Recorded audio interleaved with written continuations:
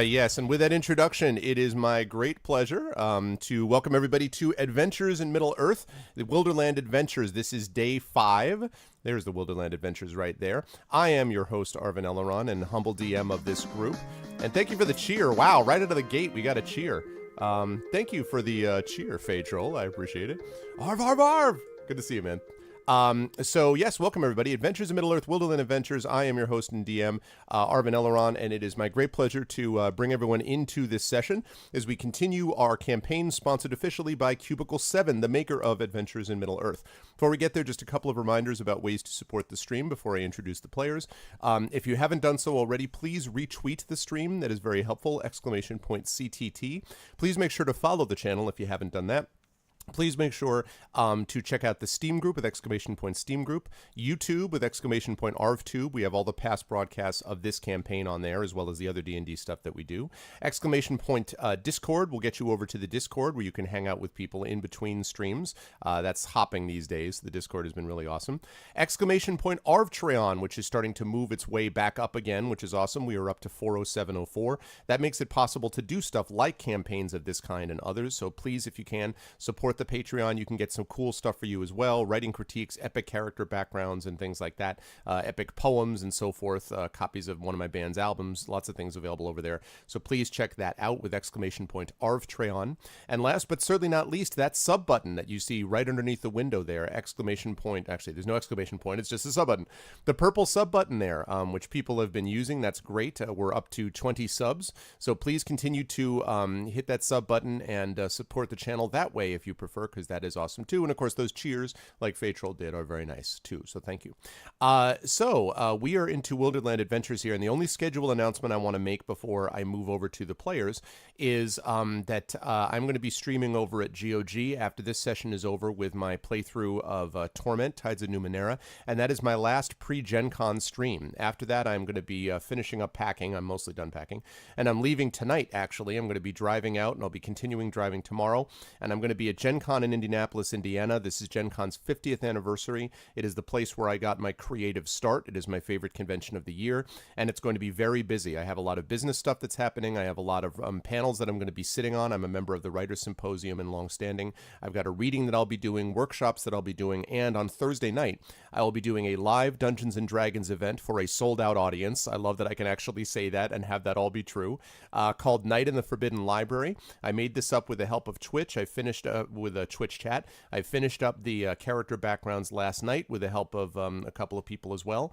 and it's going to be for 8 authors, including someone who is well known to our players that are the Tolkien players here, and that is Brian Feister and Ryan Shaples, who are both working with Open Legend RPG, and I know that one of our players in particular is familiar with those folks, and so they are going to be playing with us as well. So we're going to have 8 people, 8 authors playing Night in the Forbidden Library, and you guys hopefully will be able to watch. We're going to try to stream it live if we can, so hopefully that will happen. So keep posted on my Twitter and check that out, and hopefully we'll be able to get a couple of streams for you guys while we are out there.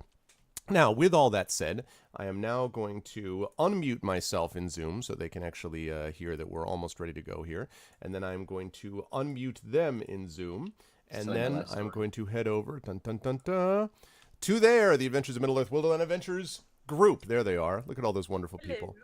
All the lovely people. Yes, exactly. I was going to say, and Tren is awake this time. There is no. I mean, listen, more awake than last time, I think is the appropriate way to put it. No.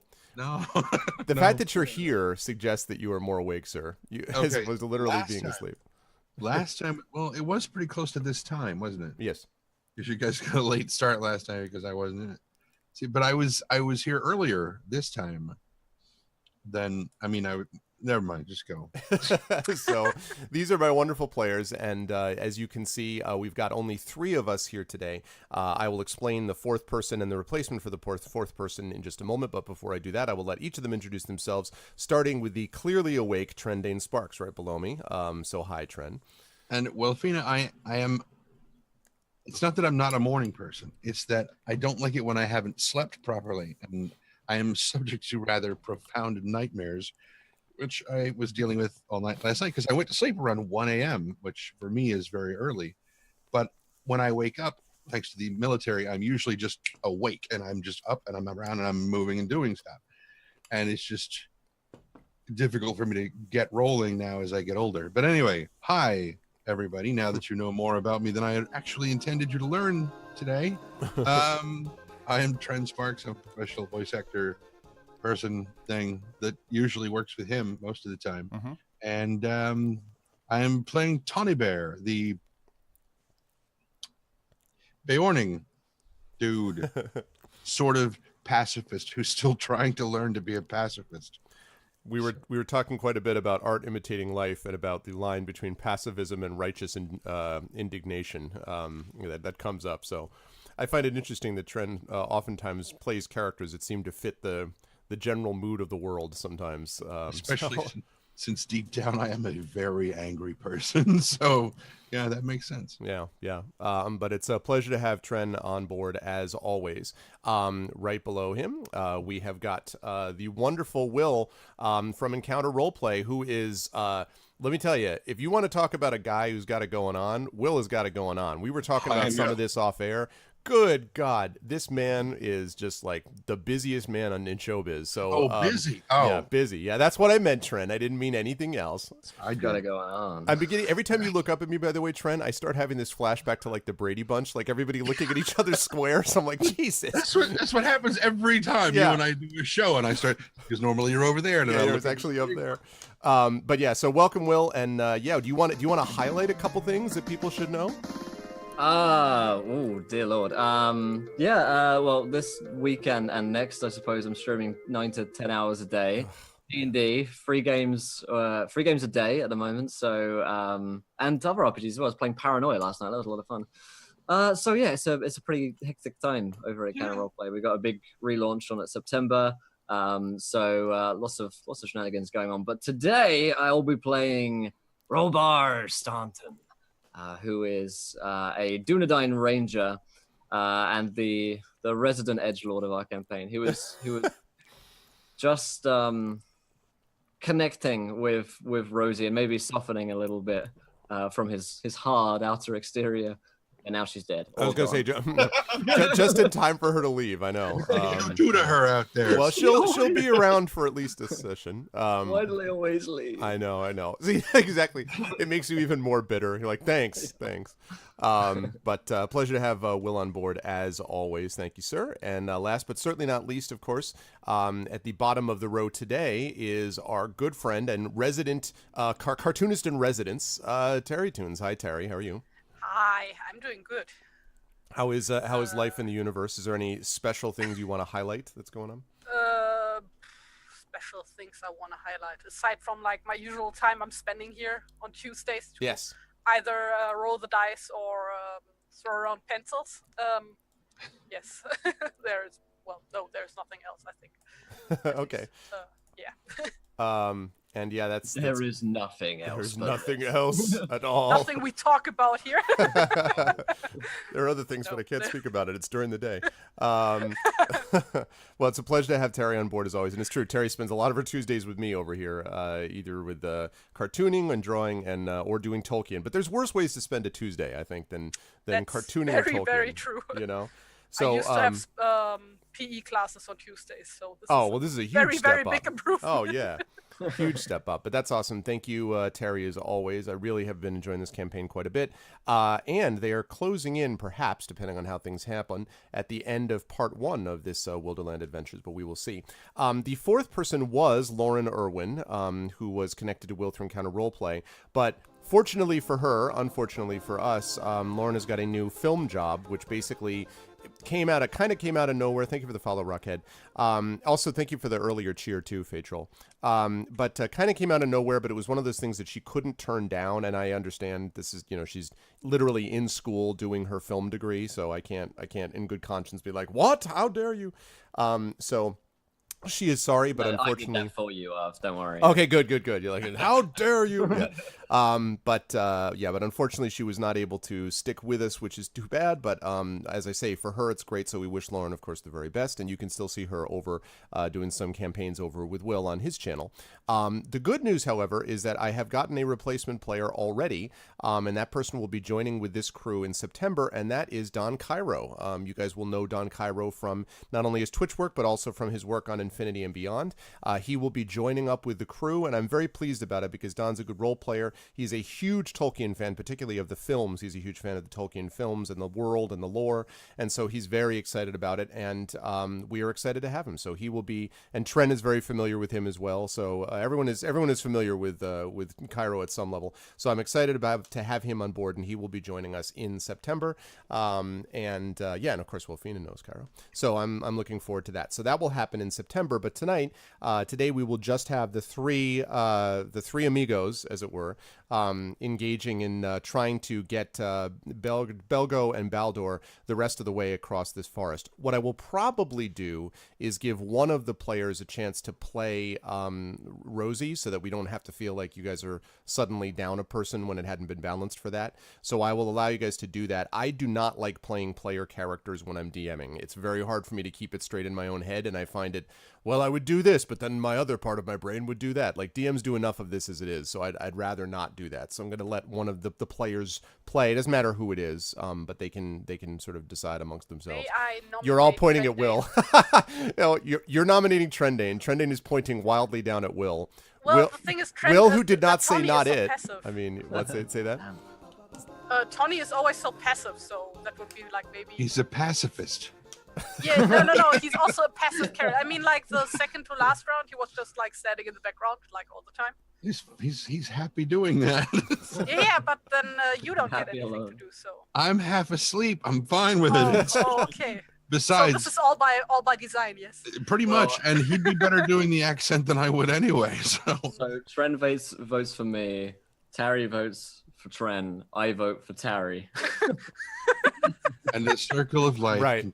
So let Will do it. I can do it. I can try it, Rosie. Okay. I look forward to it. I feel since you were connecting to her already, as you described, you can sort of continue to, like, you feel so close to her, you actually feel you understand how she would move now. Yeah, so my heart will go on. Yeah. And you know Lauren better than I do, so you would Right. you would have a better understanding of how she would react in a given circumstance. There you go. That's a very good justification which is exactly why glad I Trent's can making you do it. It's wonderfully Yes. thought of. All right. Well, let us get into it. And chat, thank you all for being here to begin. So most of you, I think, who have been watching this campaign will remember that these folks have been trying to help a merchant and his son, Baldur and Belgo, respectively, to get through Mirkwood to the other side, where Baldur has some friends waiting that he'll be able to sell some goods to. Baldur and his son were both in Lake Town when Smug destroyed it by falling on it, essentially. And as the party has discovered, Baldur lost and Belgo lost wife and mother, respectively, in that attack. Yes, sir. I would like to note for the record, especially for the insurance claims, that was not Smog's fault. Yeah, it wasn't his fault that his body fell on top of it. That's very true. It's yes. not.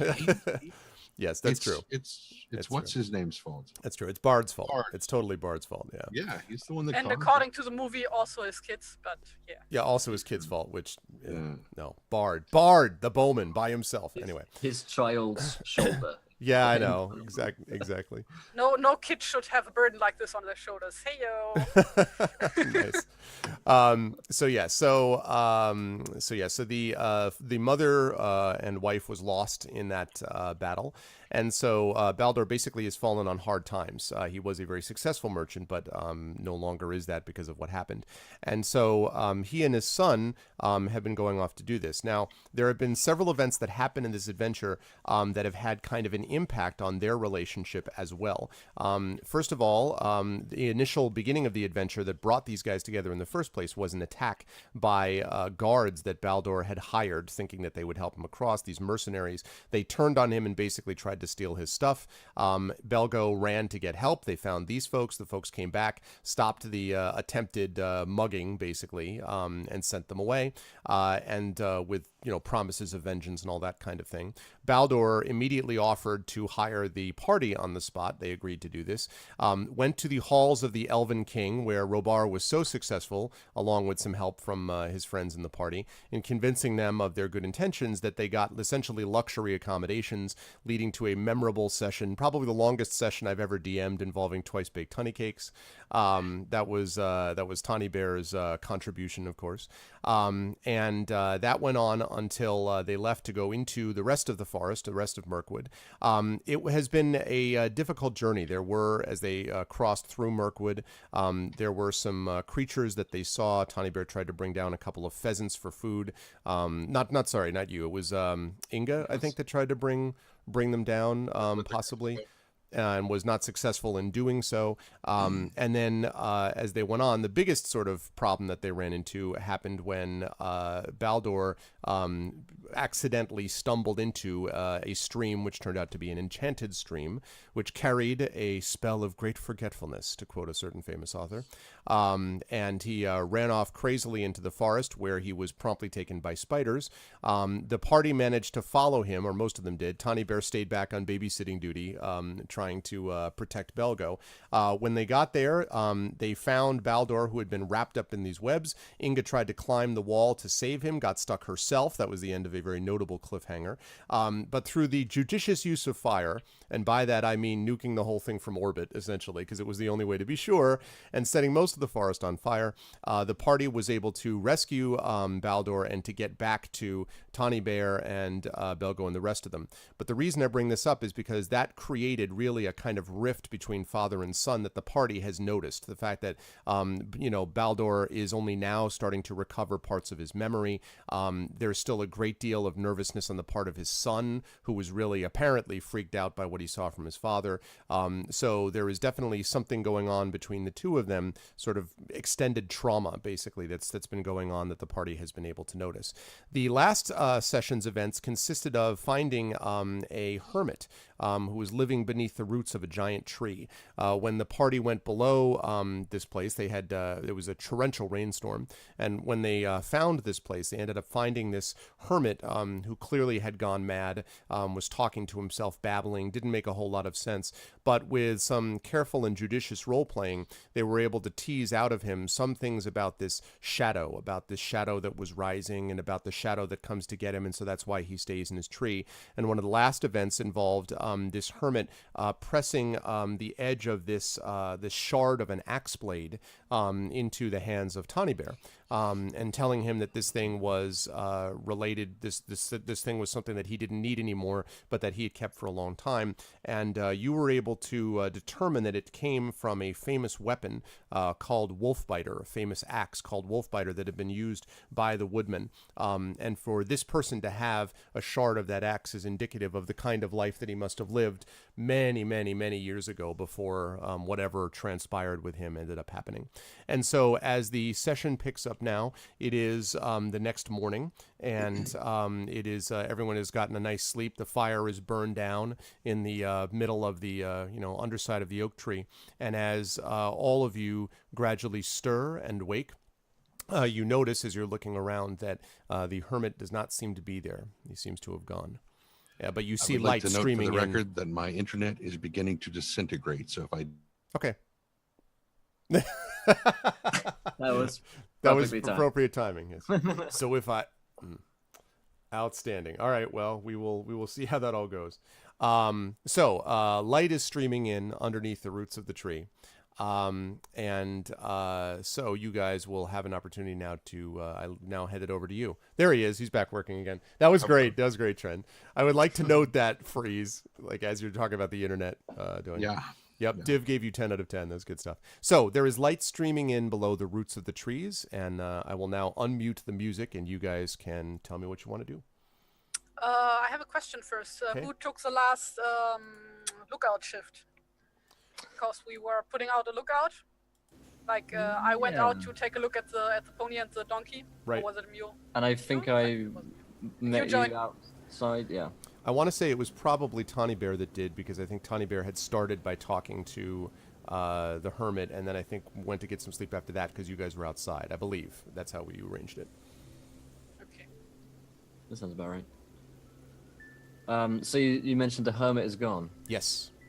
Fire is burned out. Hermit is gone. The rain is also gone. I should actually turn off that rain sound. There is now some light streaming in. Pale light, obviously. In this area of Mirkwood, it never gets too bright. But So, at what point on whose watch did he vanish? So he basically had he'd kind of lain down to sleep as well. It was sometime during probably Rosie's shift, so that third shift, that he sort of pulled himself awake, or seemed to, kind of wake up and then sort of look at all of you, and then mumbling to himself, kind of leave, walk out of the, sort of crawl out of the tree, mumbling to himself. Rosie didn't try to stop him, although I guess I could ask if Rosie would like to have tried to stop him, but he seemed anxious to get out. He wasn't afraid, but he was just kind of his usual mumbling to himself. So it was during the shift before Tawny Bear's final shift. Okay, so the first thing I do after I wake up, I very slowly wake up, look around myself, notice the dude is gone, and jump up and quickly check if all my stuff is still there. Okay. Yeah, I'll do the same. Your stuff is all still there. He doesn't seem to have touched any of it. Also, Tawny, you were awake anyway, but the axe blade is still in your possession too. Well, it looks like the hermit's gone. That's a good thing, I guess. Maybe he's just outside? Guess we could check. Yeah, let's go check. Okay. We go check. Okay. All right. So you guys are able to look outside. When you come outside of the underside of these roots, you looking around you don't note anything in particular, although you could certainly try to see if there were tracks or anything of that kind. But there is a lot of sort of confused tracks in the mud and dirt right around the roots. A lot of that probably was from last night, when a certain group of adventurers was trying to figure out whether to go under a tree or not. So there are a lot of tracks that are there. You hear a few sort of scurryings in the woods, but that seems to be standard for Mirkwood at this point. So you don't really see any sign of him. But then remember, when he arrived, he sort of showed up fairly suddenly also. So this guy doesn't seem, out of many years in the woods, perhaps he's learned to move rather quietly. But you could try to track him if you wanted. Okay? I mean, you could try to track him if you wish, but especially by scent. True. His scent, there are, however, many scents in Mirkwood that probably override it. Yeah, which is saying something. Yeah, exactly. I'll say, well, if everyone's okay and nothing's been taken, then I say we just leave this place. We don't want to stay here any longer anyway. I agree. He seemed pretty mad. I mean, when were we gonna have the next occasion to have, like, to camp in a protected place? I would say we use the moment of the hour and have a proper breakfast, because who knows when we are gonna have the next chance to have a proper camp. True. All right, let's get some food and get on the road. I'll prepare something. Okay. When you excuse me. When you easy for me to say. When you go back in underneath the roots of the tree, Tawny Bear, you notice that Belgo is sitting by the side of the tree with his legs drawn up, his head on his chin on his knees, basically, kind of looking outwards. You don't know how much, if any, sleep he got last night. He has spent most of it, as I think I mentioned, he spent a lot of time kind of staring at the hermit when the hermit was doing his yammering, and tried to stay as far away from him as he can. Baldur is standing with his hands behind his back, some distance from his son, and he's kind of looking around the inside of the tree as you enter. And Baldur turns to you, Tawny Bear, as he notices your presence and says, so are we on our way soon then? Soon. We'll take food first. All right. I think I'll just check on the donkey outside then. And he sort of do not go alone. And he sort of I'll go with him. he nods. He says, all right, all right. And he goes up with you, Inga. And you see Belgo kind of glance after him as he leaves. And he goes up with you, Inga. The donkey is fine. You guys, of course, the donkey was not tied very far from where you guys were. I mean, it was obviously like right nearby so that you could watch him. So he and the wagon are there. There is some dampness on some of the goods that are at the top, the cloth goods. There's sort of like not a tarp, but like a cloth cover that was put over the top of it. So that's kind of damp. Thank you for the follow, Helios. But otherwise, for the most part, the sheltering leaves of the tree seem to have kept the worst of the storm and the water damage from the goods. And so Baldur says, well, that's a mercy anyway. And he turns back, and Inga, he says, I don't like anything about this place. The sooner we're out of it, the better. Well, me neither, but we have to be careful to save our strength for when the worst comes. Like, for example, when somebody runs off and then is being captured by spiders, and we do need our energy for that. So we need to properly eat and prepare ourselves for the next step of the road. And he nods and he says, yes, I understand. We cannot linger. And he kind of shakes his head tightly. And then he goes back underneath the roots of the tree. And Robar, what are you doing? As Tiny Bear is preparing the food, Inga's with him. What are you doing, Robar? Yeah, I'll probably be packing things for people. I'm in like full dad mode, so I'm like packing people's bags for them. Yes, that is. I'll tell you from personal experience, that is dad mode, and there's no doubt about it. Okay. So you're packing things up and kind of getting things ready. You guys had most of your cloaks that had a chance to dry out next to the fire underneath. So mostly dry at this point. So you are now actually fairly dry. And I don't know if you've had this experience during the summers when you have that. It's oppressive, and then there's this, like, the heat is oppressive, and then there's this rainstorm, and then everything feels fresh and renewed. That is not what this feels like. There was a rainstorm, but it does not feel fresh and renewed. If anything, no, everything is humid and gross. Yes, exactly. The weather feels almost more jungle-like now, more heavy, and literally the air feels sodden with the rain that fell before. That often happens at the Texas Renaissance Festival. Oh, really? Well, there you go.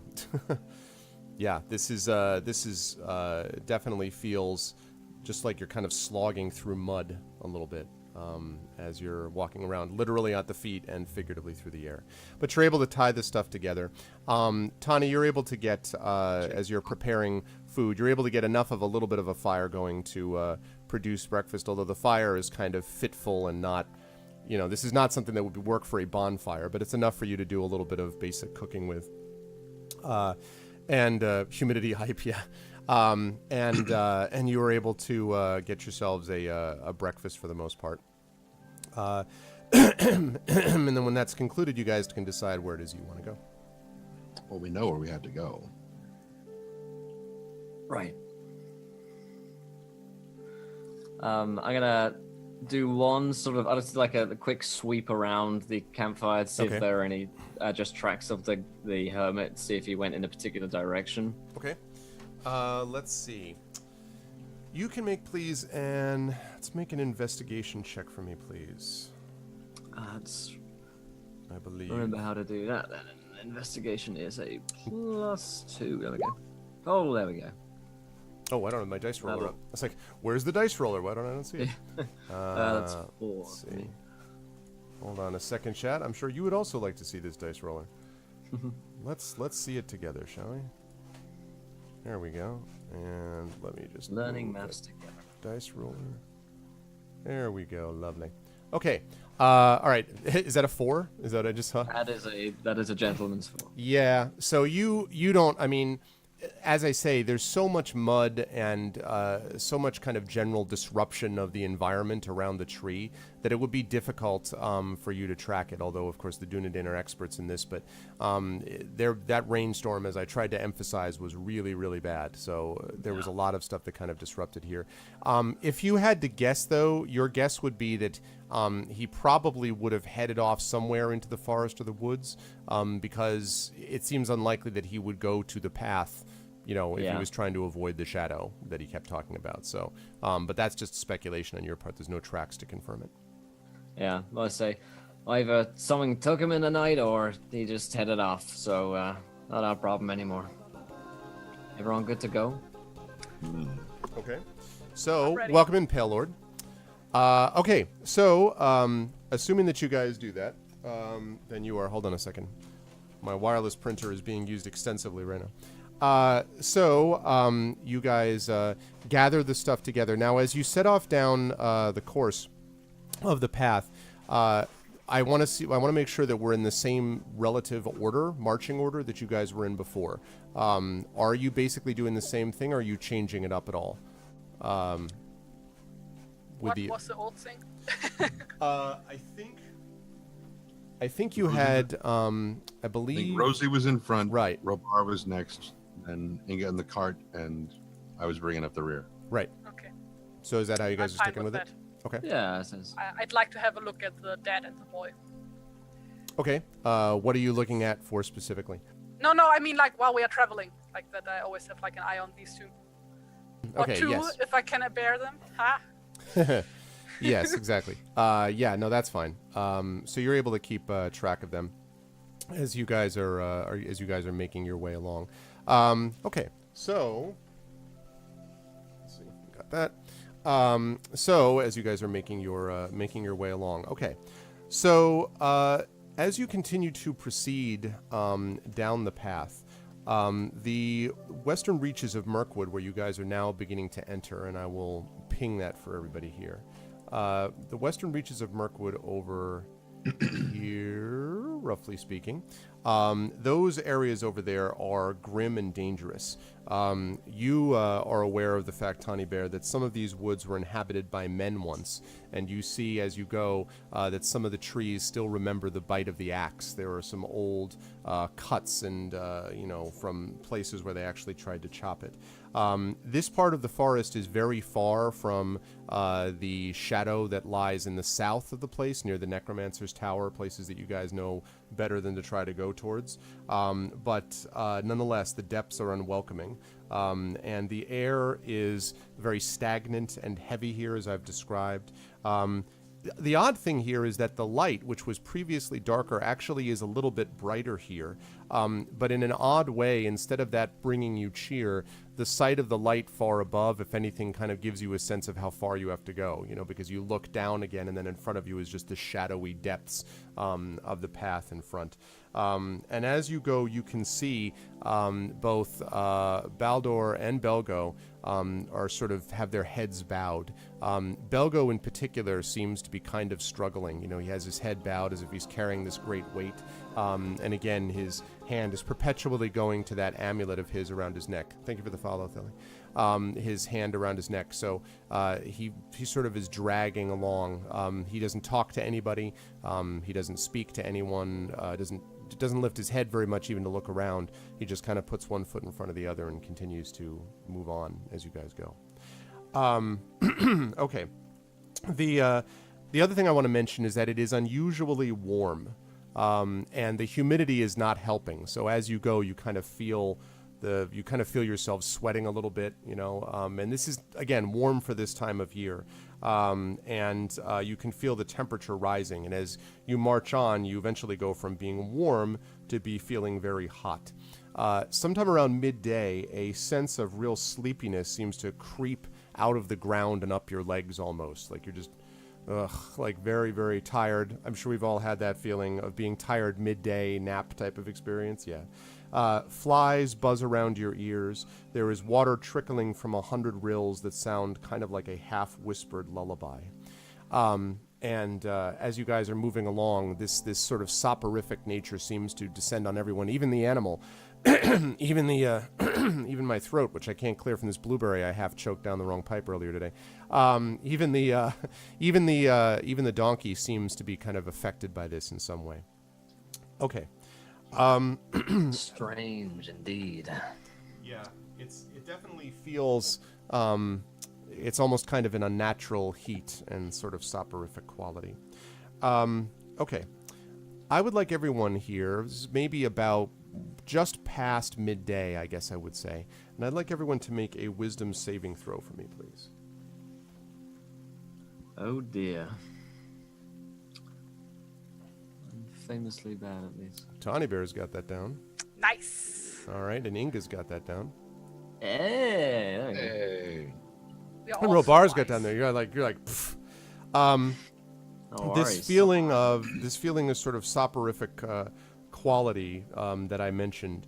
There is a moment where, and Belgo, as sort of just as he continues to drag, Baldor looks back at you and says, "Can't we have a rest? It seems like a little bit of sleep would do us good after what we've been through." Do you really need to rest? Can't I'm feeling just pretty take a fresh. nap on the cart. while we Yeah, keep take a nap moving? on the cart. We can watch you then. Oh, I don't know though if the donkey can carry my weight on top of everything else, and I don't know that it would be that restful for me anyway. Are you sure? I'm not really too concerned about how restful something is for you right now. Just focus on getting us out of here. And he nods. He says, all right. Well, that's all right. Okay. Feels so mean. So, okay. As you guys are continuing to move along, and this is basically another half hour or so that you guys continue to travel. You see Belgo, who, as I mentioned before, was kind of, he was looking down, right? He is starting to now look up, and he kind of looks around him quite a bit, and sort of, looks up and around, and make a, let's see, make an insight check for me, please. Those of you who are behind, who can see him, so that would basically be, I guess, Inga is just the only one to be able to see him. So Inga, make an insight check for me, please.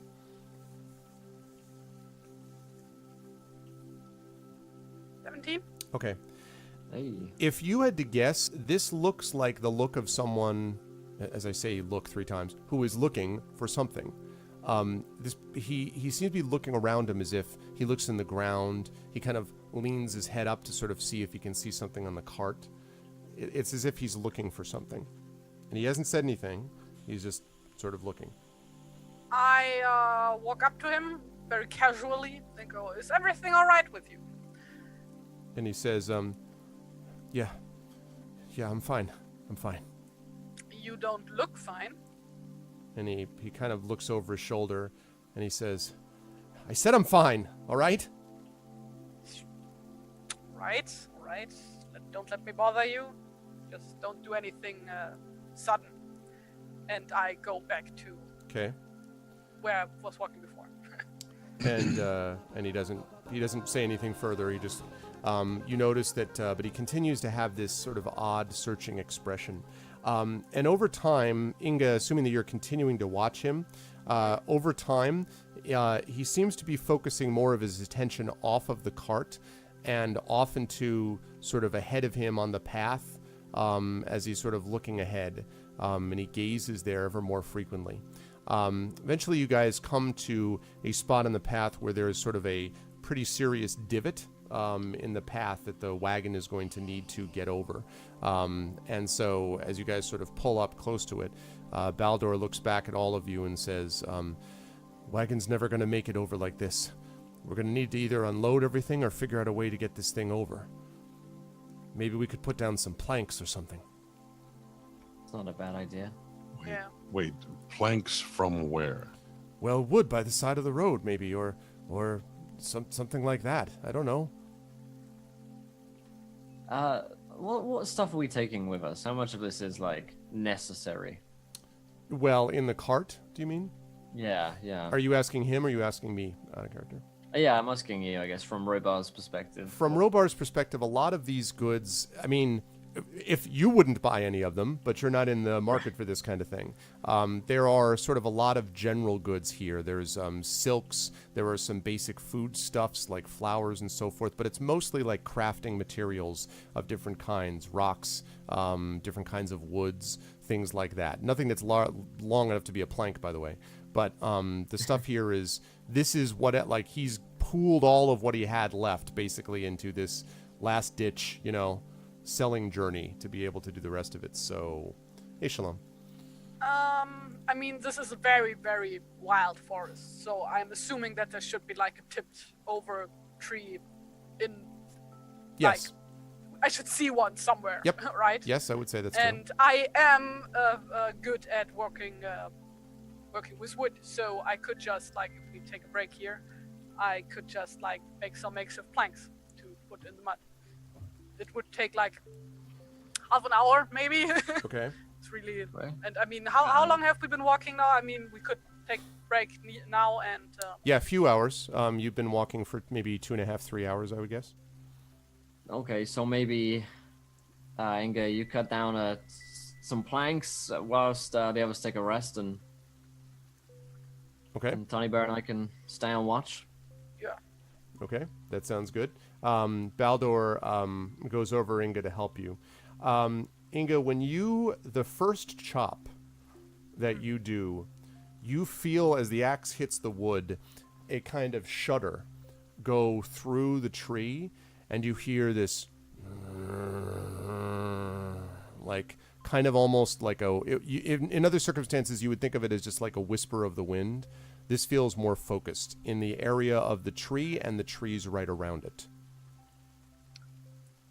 I chop again Okay. and see if it happens again. It does happen again, and this time the vibrations that run up the axe blade into your arm, so you feel kind of it's sort of like an unpleasant, I guess, sort of hitting your funny bone might feel like this.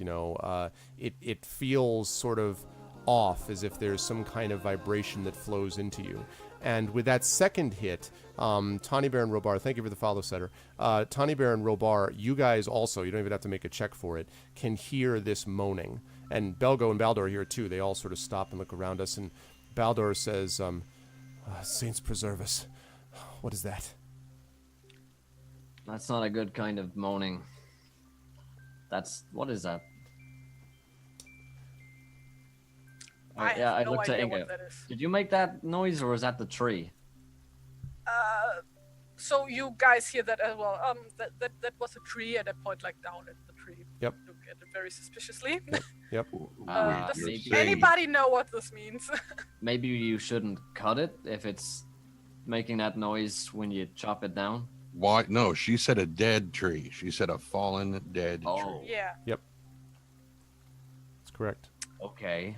Which is why Tawny Bear was about to say, why would a fallen tree make a noise anyway? One thing to note, Inga, make a perception check for me, please. Right.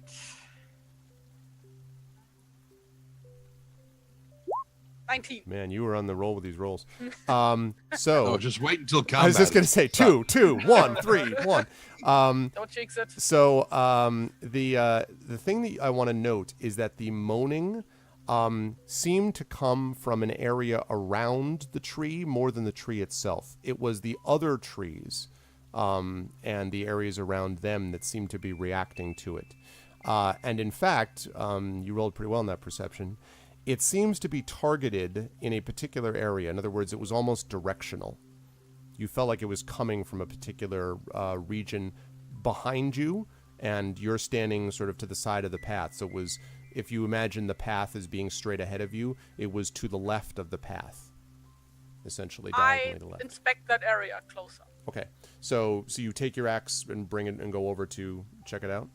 Yeah, Okay. to the side of the road, I guess. Okay. You don't. So actually, when you get there, go ahead and make a perception check for me when you get there. Natural 20. Wow. You see all of the trees go hollow, and you see all the squirrels living in them. No. So Matrix you starts just going by. it's like a scene from They Live where there's just a million spiders. Like every tree trunk just has spiders. No. So no, you as you sort of look off.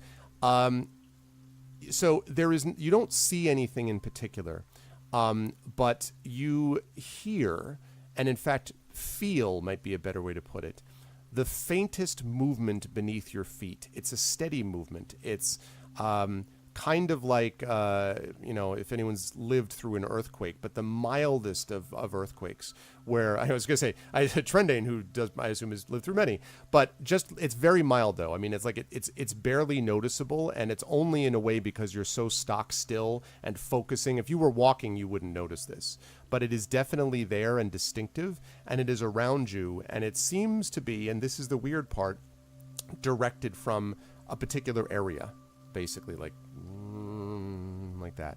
And again, you feel it. You hear it maybe like a whispering in the tree, but it's what you feel in your feet and your legs and your body that strikes you. I turn to the others, like, over my head and go, something is more wrong here than usually. We should forget the idea with the planks and just move as fast as we can. Right. How much of this stuff, Lieutenant Baldor, how much of this stuff do you absolutely need? And Baldor sort of looks disturbed and says, I don't know how, I mean, my buyers are expecting me to have all of this. I brought as little as I could to begin with. I don't know what I could do if I didn't have the rest of this. Right. We're gonna have to get rid of some of it, because there's no way we're getting this thing across on its own. Well, perhaps we could just unload a portion of it, or just, on one side. We could bring it over by hand, I suppose, and then it would be easier to bring the cart over. Can I have a closer look at the cart? Are like the sides of the cart with planks, all these weird... Yes, there are indeed planks on the side of the cart, yes, all around the side of it. Okay, so here's what I suggest. We take the planks off the sides of the cart and just tie everything down as good as it goes. I hope you all brought ropes. Okay. Real quick question, since my internet sort of cut out. What are we facing off against here?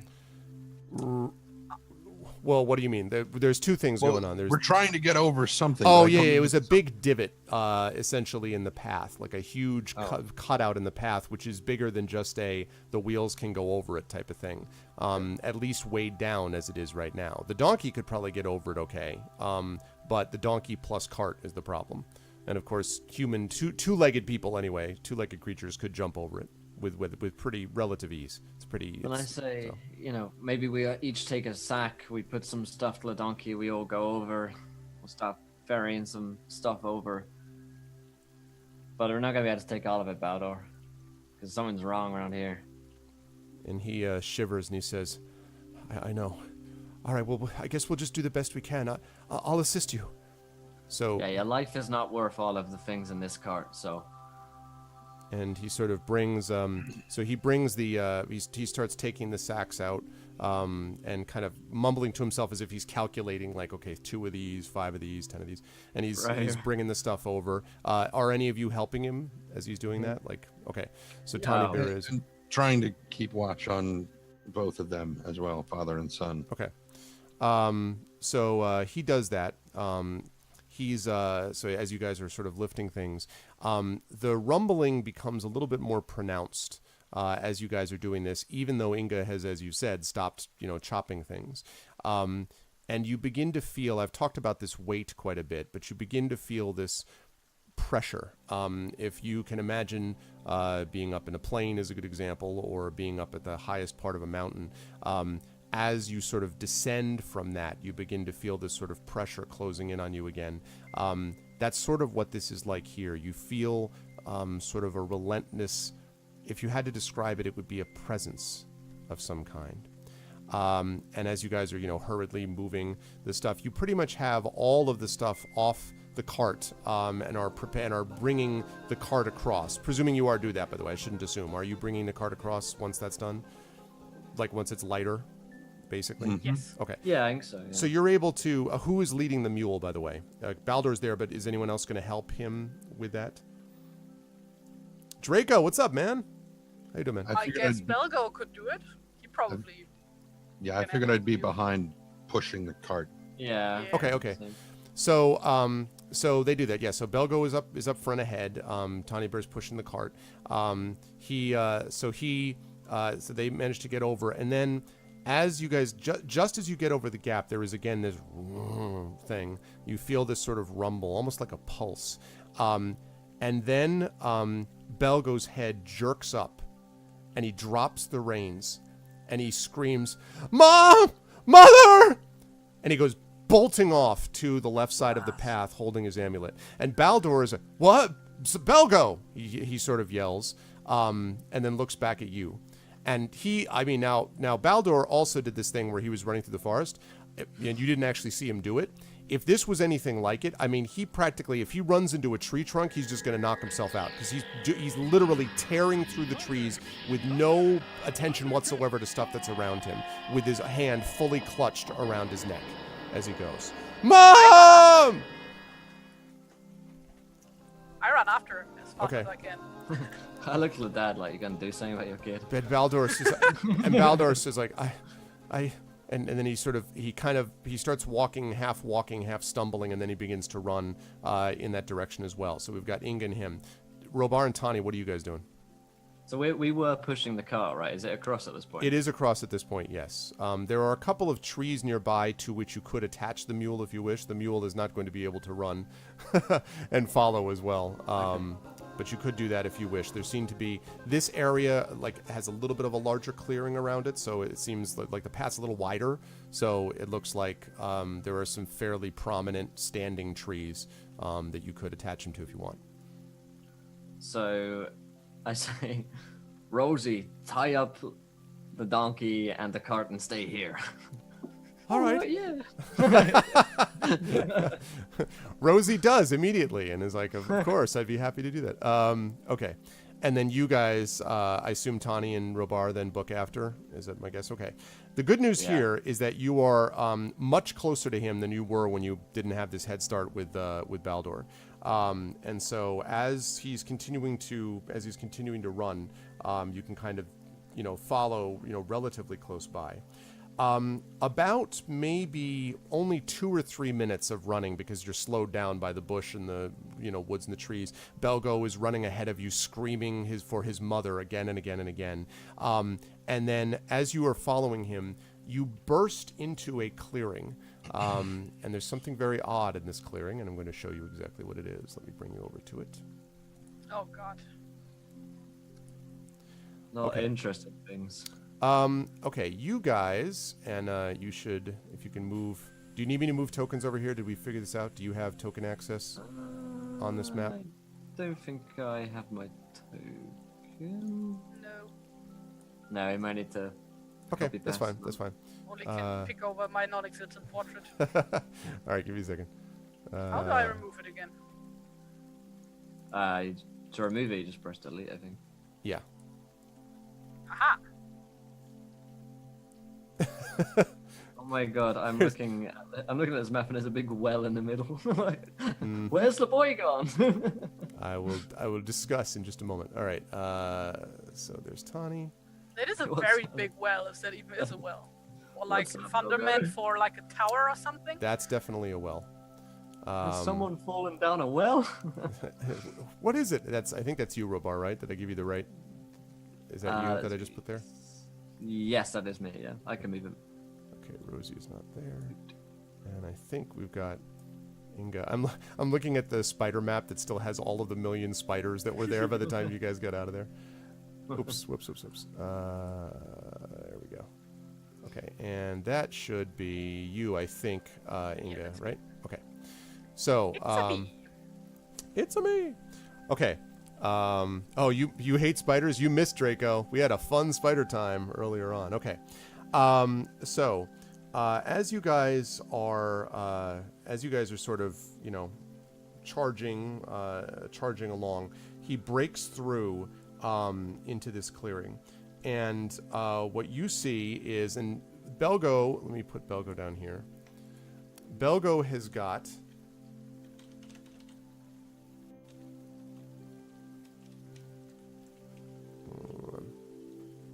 He has got destroyed. He's got destroyed, yes. Okay. He's much smaller than that. Gigantic boy. Okay.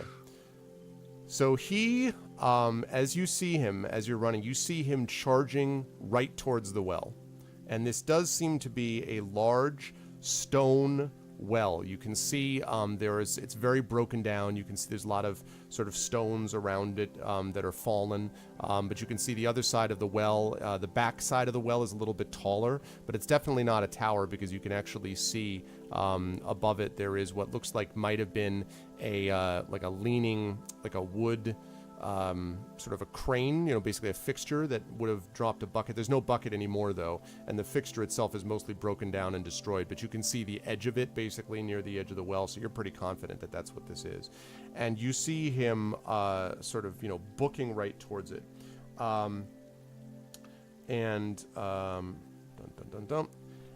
as he runs towards this, and I assume you guys are behind him, so you can move your tokens up if you wish. Yeah.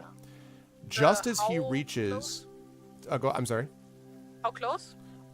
You are probably about... Yeah, I'd say you're about there. Is about right. You're about... what is this, 5:15? Yeah, so you're about maybe 15, 20 feet behind him. Suddenly you see rising from the well, from out of the edges of the well, these tentacles slither over the top of the well towards him. And he, without seeming to notice, yells, "Mother, I'm here! I'm here, Mother!" And leaps over the side of the wall. So where he is, it's much lower, and the tentacles, like, almost embrace him, is what it looks like. They kind of... on the other side. And you hear this sound, then you hear, so he jumps over the edge, there's the vines, and then you hear this, like the sound of something impacting something, and then silence. And as that happens, again, you feel this pressure around you increase. It's almost like your ears pop from it, like all around you as this happens. First thing is to like try and shoot the tentacle, I guess. Yeah.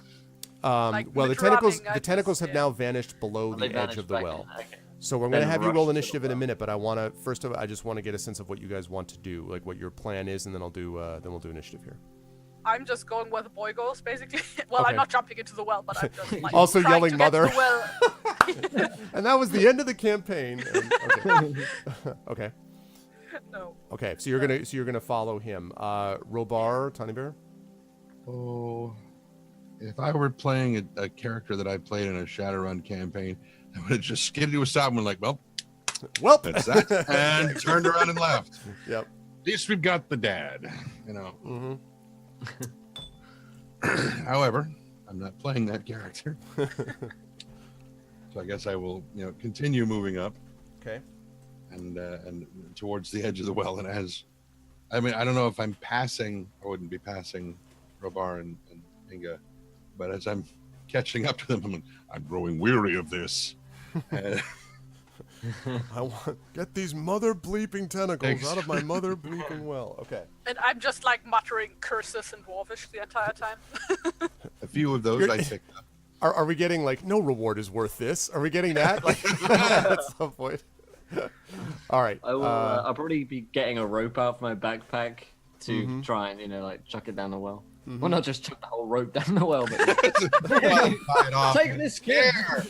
You think you've got tentacles? Take this rope. Tie them together. My weakness, tentacle-looking thing. Okay, let's all roll initiative, please, and I'm going to change up the music here. Remember to select your token first. 19. Oh, god damn it! So I have to re-roll. No. Okay. Once he adds you to the thing, you just click on your number and then just type in 19. 14. Wait.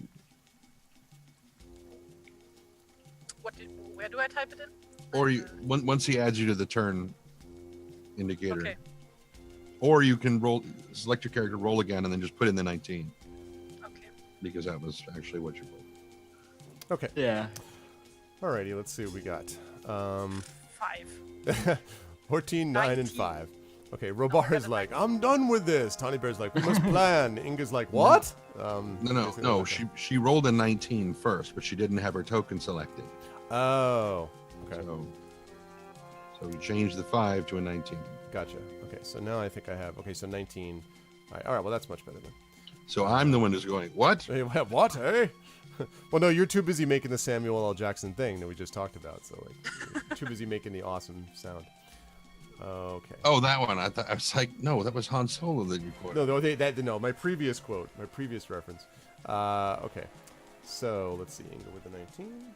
Why is there a yellow square around my character? 13. I do not see a yellow square around your character. Okay. If you guys don't see it, it's fine. Yeah. You have yellow square disease. It only affects you. I don't know. Okay. Let me get the. All right, let's get that. This thing here. Suddenly, there's an image of Tawny Bear on the screen. Okay, we got this. Oh, I may have done that. Suddenly, the image that I put here. Right, well, I did that like 3 minutes ago. Oh, okay. So.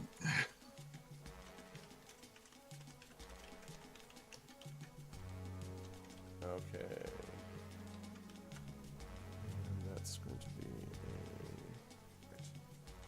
a... Okay. Inga, you're up first. Yay. Okay, so I run up to the well, first of all, and look down. What do I see? As you run up to the side of the well, you see something out of a nightmare. There is down below, first of all, you see the unconscious form. There's a ledge that you guys can actually see on the map. And it sort of is, it's down probably, I would say there's like a stone ledge that's probably about 10 feet below the surface, like where the wall is. And then you've got the rest of the well, which descends into darkness. And this well is very deep, like far deeper than you're able to see. But coming out of the well that you can see are just this mass of tentacles that lash up at you. Multiple examples of them that are lashing up at you from down below. It's like looking at waving fronds, almost. And it is terrifying. Also, Inga, when you get this close to it, I need you to make a wisdom saving throw for me, please. Okay. Oh, 8? You're going to have to take the 8, I think. Yep, pretty much. Inga, you feel that pressure that I've referred to before. As you get close to it, the intensity of the pressure, the enormity of it is such that you find your spirit quelled a little bit. Now, it doesn't mean that you can't act, but you are somewhat restricted in how you can act right now because of whatever this is. You feel this depth of darkness pressing down upon you, and it's clearly coming from this presence that exists in the well.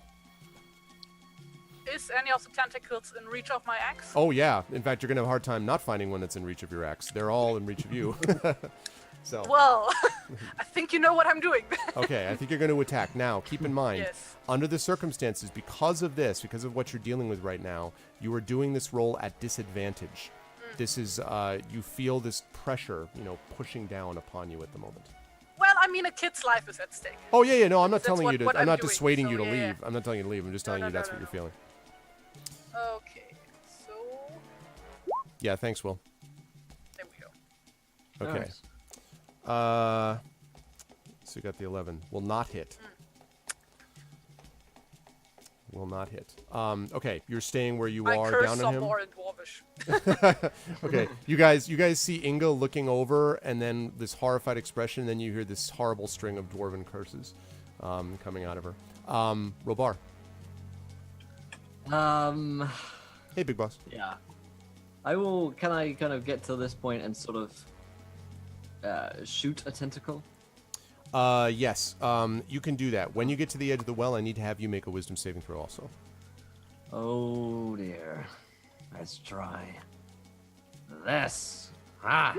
18. Okay. Nice. You feel this pressure that I mentioned, but then you're like, something about your Dunedain heritage. You faced evil before. You sort of are like, and you kind of shake it off.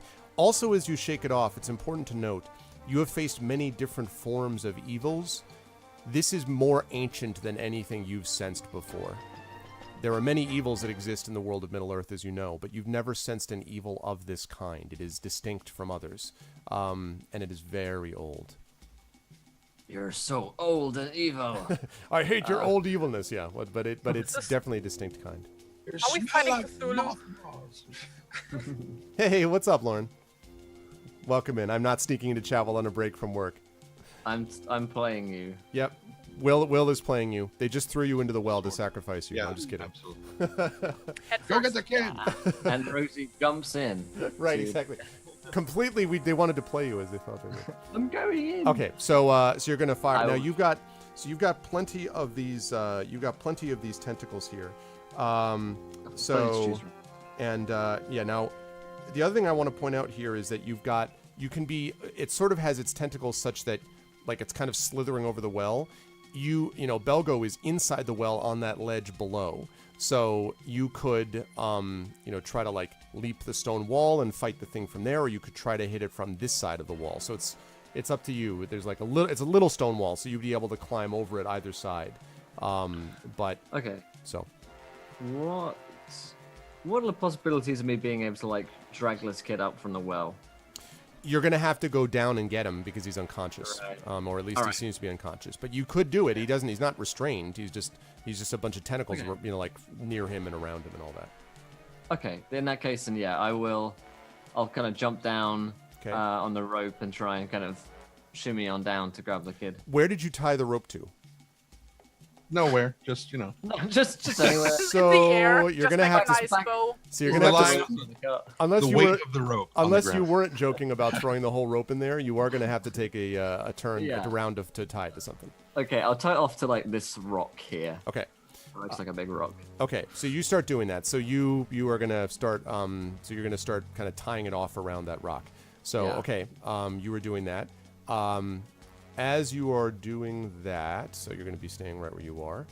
The Music bad is guys sky. go. Okay, by the bad guys I mean the one bad guy. Okay, let's see. So I don't know if you guys remember the scene from Fellowship of the Ring where they're fighting the thing in the water and the Watcher in the water, and then all of them at one point, all of the tentacles come out once and they're like "Do-do-do-do." That's exactly what happens here. A tentacle comes up and tries to hit all of you.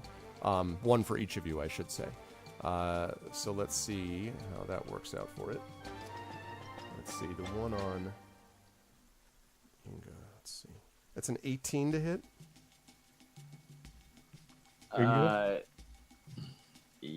This is 18 Inga. to hit Inga. Oh, for me, Yeah, for you. 12 is my armor class. Okay. Oh yeah. Oh, I believe we got a hit then. Okay, so that's going to do 4 points of damage to you, Inga. And I need you to make a dexterity saving throw for me, please. It's all safe. I tied the rope to itself. 19. Okay.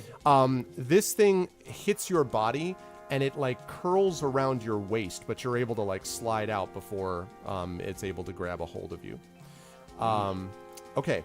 Now the attack on Robar, who unfortunately is trying to deal with tying a rope around something. one of the most difficult things to do. I That's should have true. used Elven rope. What am I doing? 14. 14. I feel like that's dead on. Let me check though. Yeah, 14's right on the money. Okay. 3 points of damage, and I need you to make a dex saving throw as well. Okie dokie, dex saving throw. Is grappling still a thing in 5th edition? It can be. Yes. Still ridiculous? Yeah. No, I mean, you know. That's lovely. Okay, 7, huh? 7. So this thing swirls around your waist, and as you're like, partly because you're focusing your attention on the rock, you do get the rope sort of half tied off, basically tied off, and then the thing smack and hits you around the waist, and you fall over, and it's trying to now drag you back in to the well. So it pulls back inexorably, pulls you over the wall, which is not the most pleasant thing you've ever felt, and you're now right at the edge. It hasn't pulled you in yet, but it is endeavoring to do so. You have a tentacle around your waist, sir. Ow. Ow, damn it. Okay. And let's see, then the one on Tawny Bear. Who also has to make a wisdom saving throw now that he's at the. Yeah. So you should make the wisdom saving throw for me. However, this thing is only going to get a 5 on you, so it's not gonna hit you. Okay, so you shake this off. You don't necessarily have the sense of the ancientness of it, but you do have a sense that you are facing something with a clear presence and purpose and malice. This is not just a dumb creature with a lot of tentacles that is just trying to eat. There's a malice about this thing. Thank you for the follow. Yes, so you are not hit by this thing. And Tawny Bear, that's good timing because it's your turn. Well, seeing what's going on with Robar, and I'm not sure how to work this, at least as far as the rolls and whatnot. Taking the shard of Wolfbiter, I'm going to stab at the tentacle that's holding him. Okay. This will be an I like that. This will be an improvised weapon, so it's not going to have its usual effectiveness because you're literally having to hold it in your hand. But let's see. So we'll have you make a.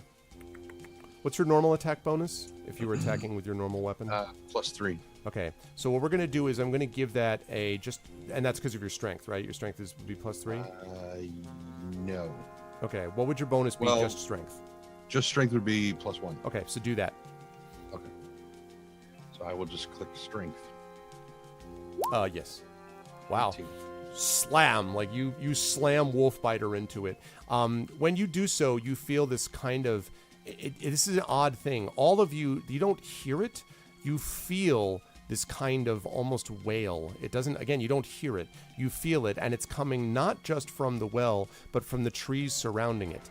And Robar, you see this, and actually Inga, because you're looking right down at him, Belgo's body, even though there's nothing around it, jerks violently when that happens. So you strike, he's like, oh! But even though, again, he's still unconscious, etc., etc. Okay. So now we're going to have you roll damage. Let's see. It would be... I think we're looking at axe damage, but there'll be a modifier, but axe damage. Which I think is like 1d8, probably?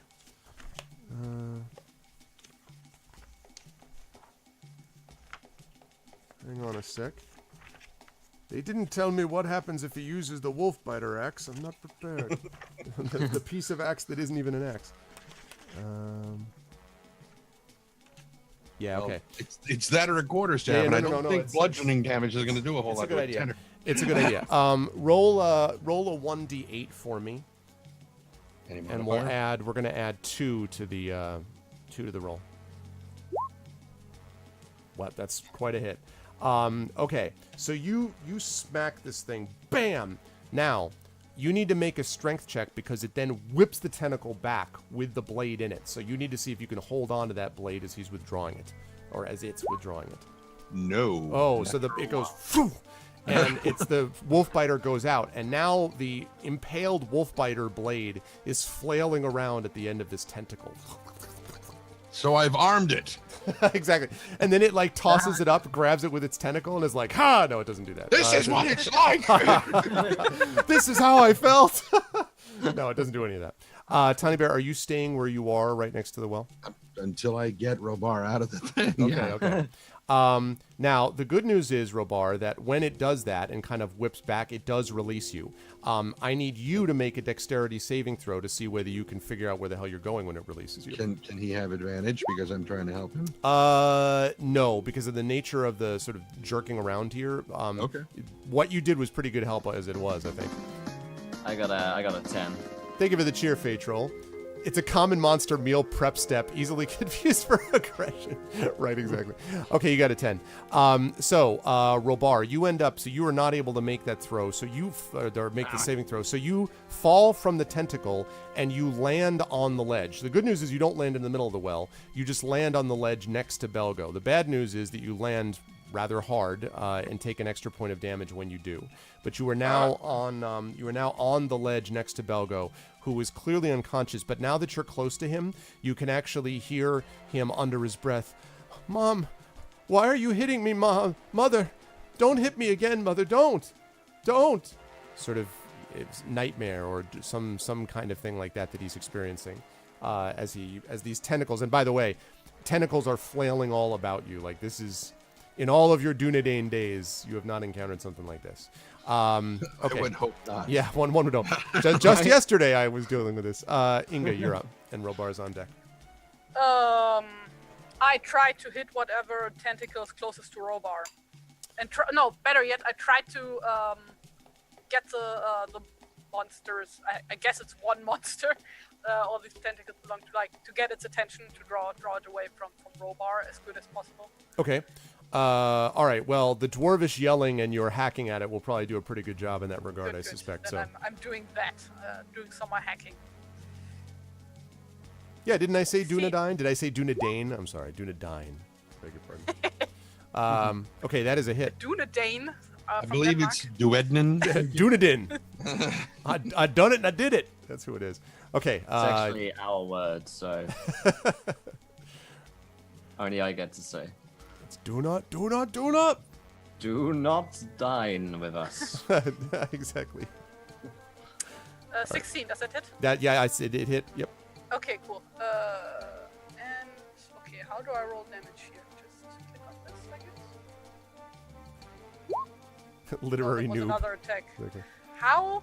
I'm There's- just gonna do it manually. Yeah, I was gonna say there should be a damage number below it, I think, but yeah, that's I fine. did click that, but it just re-rolled the attack. Okay. So Oh yeah. No ability found for. What in God's name is that? It's done an error. It's done a bad. My immersion. So much maths. all of that text appears above Inga's head. You know, because like, oh my God, what is this sorcery? That would be a nightmare for me. I just see the math. I'm like, 10th grade calculus. All right. So 13 points of damage. Yeah. Quite a hit. So you hammer it just like it, and it slithers again. You feel this this wail sort of go through again. Belgo's body jerks. And as Robar, because you're right next to him, as he jerks, you can now see that what's actually jerking is his face. You see his face like slam to the left, and he's like, "Mother, don't slap me! Why?" So it's as if his face was hit somehow, even though you didn't physically see anything just hit him just now. did that happen like right the second I hit the tentacle? Sure did. Like. Well, as a reaction to it, yes. Like Yeah, hit okay. this. So he feels the damage of the tentacle thingies. Something, currently.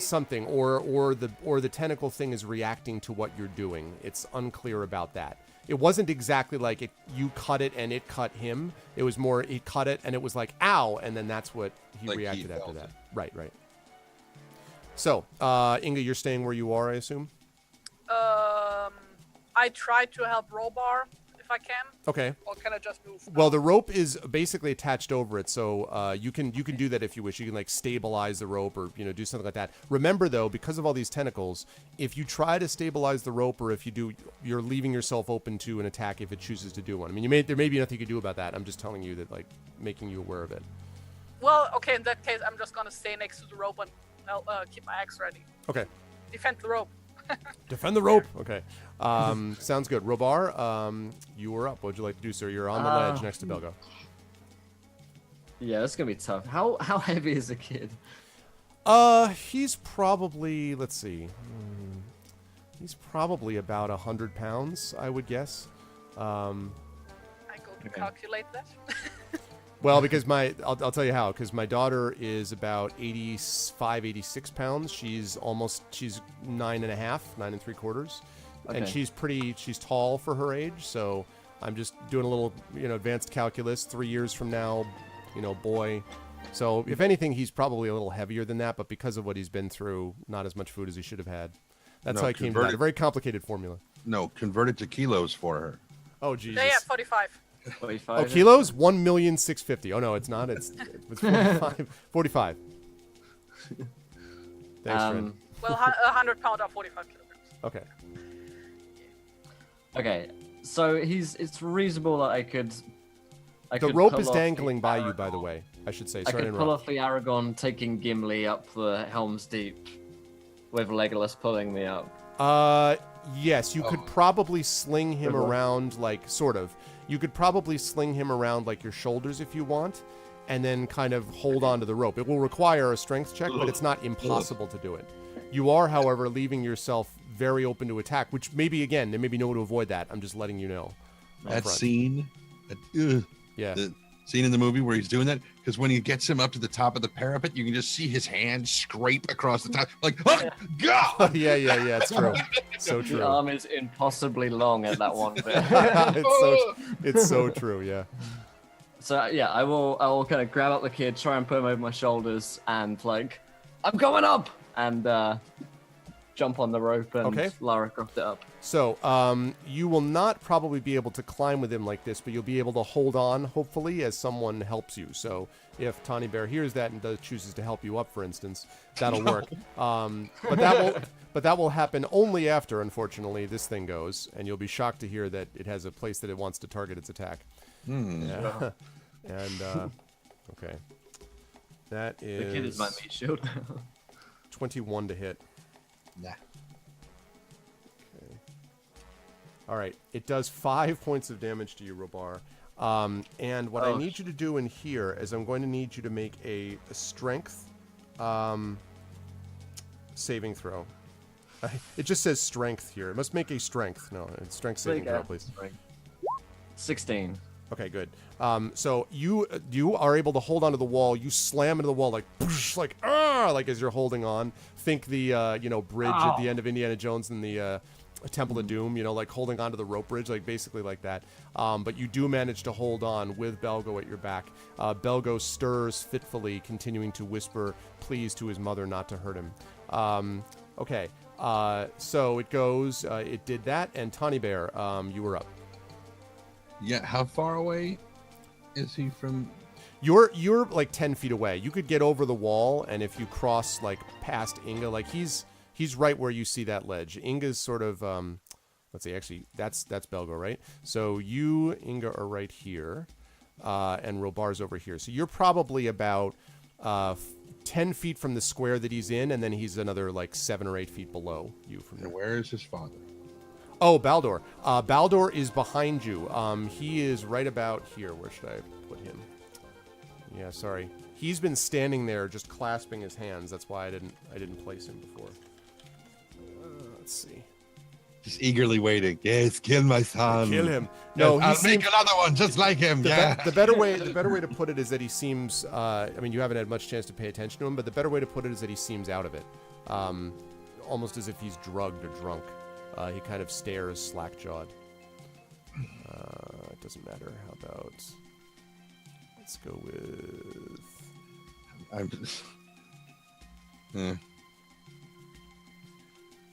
I'm sorely tempted to do the Merry and Pippin thing and just start chucking rocks. But you guys have definitely hit this thing a few times. I mean, you've definitely done damage to it.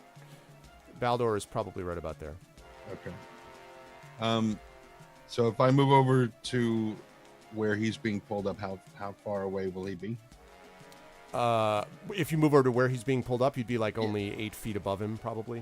So is that within range of my quarterstaff? Yes, I would say so. If you kneel down, like if you sort of kneel down and not from a standing position, but if you kneel down and lowered it, yes. I think you'd be in range. You also are exposing yourself, as I feel obligated to tell everyone to attack. But you could definitely do that if you wish and get the staff to him, yes. No, not to him, so that I can use it to smack anything that's coming after. Oh, yeah, hell yeah. That's why. This is a target-rich environment. Yeah, I know. It's a tentacle-rich environment. It's a quarterstaff, not a buck and a quarter. Yeah, I got it. A buck and a quarter staff. Yeah, no, you can get, yes, I would say so for sure. Okay, then I will come here and I will do that. Okay, so go ahead and smack at it. Smack it. Natural one. Okay. Wow. That is a miss. Yeah. Also, I need to remind everyone that Robar's not going to be able to climb this thing by himself, so just keep that in mind, Inga, because it is your turn. I am. Okay. So Tawny Bear, yeah, unfortunately that is a miss. Cutting the rope right now. Yeah, exactly. Slice. It's like that, yeah, from The Princess Bride. Slice. Okay, so you smack that. You try to smack it, but you clean miss, unfortunately. But I don't hit Robar. You do not hit Robar either, fortunately. Okay, good. No, you don't. Yeah, I have 2 hits. Although it comes close, like it rattles against the wall, and you're like, what the... It's the sort of thing that Matt Mercer would be like, well, here's what happens. Yeah, no, but you're far enough away that if anything, it wasn't going to hit anything. Inga, you're up. Well, I go and try pull the rope up with the guys hanging to it, I guess. Make a strength check for me, please. I can do it. Not a saving throw, a strength check. Excuse me? not a strength save, but a strength check. Right. I just want to let you know. Yes, exactly. 16. Yeah, you pull, with all of your strength. pull, and he comes climbing up. You're actually, because he wasn't that far below you, so he comes up with Belgo behind him, and you are able to actually pull him onto the ledge. You're still on that side of the wall, the inside of the wall, but he's now out of the ledge, like standing right by the little stone wall. Okay, so you do that. Inga, are you going to stay where you are, or are you going to move, or are you going to stay where you are? I'm trying to protect the guy, so I'm staying right where I am. So Robar, you are now with him. Now you could, if you wish, sort of like dump Belgo, Belgo's body over the wall and turn an attack. You could do that as one action if you wish. You could just jump the wall. I mean, it's up to you how you want to handle things. You can't move very far with him on your shoulders, though. Yeah, that's true. In an act of selflessness, I'm at 1 2 hit points, try and get the kid out. So I'll just throw the kid up. Okay. So you manage to and heave him, and he lands kind of the other side and lies still. Okay. And then I'll try and take something of a defensive stance. Okay. You can. Do you wish to attack? Because you can still do that if you want. Yeah, go on then. Okay. Yeah, why not? Doesn't have it. So I'll slash at them with, on a natural one. That's what happens when you're trying to save a kid. You're like, ah, son of a. Okay. Let's see. Thought it was a tentacle. Okay. It looks so much like a tentacle. Okay. It lashes back at you. Probably not surprisingly. 17. 17's a hit. It does 5 points of damage to you, I'm afraid. Good night, sweet prince.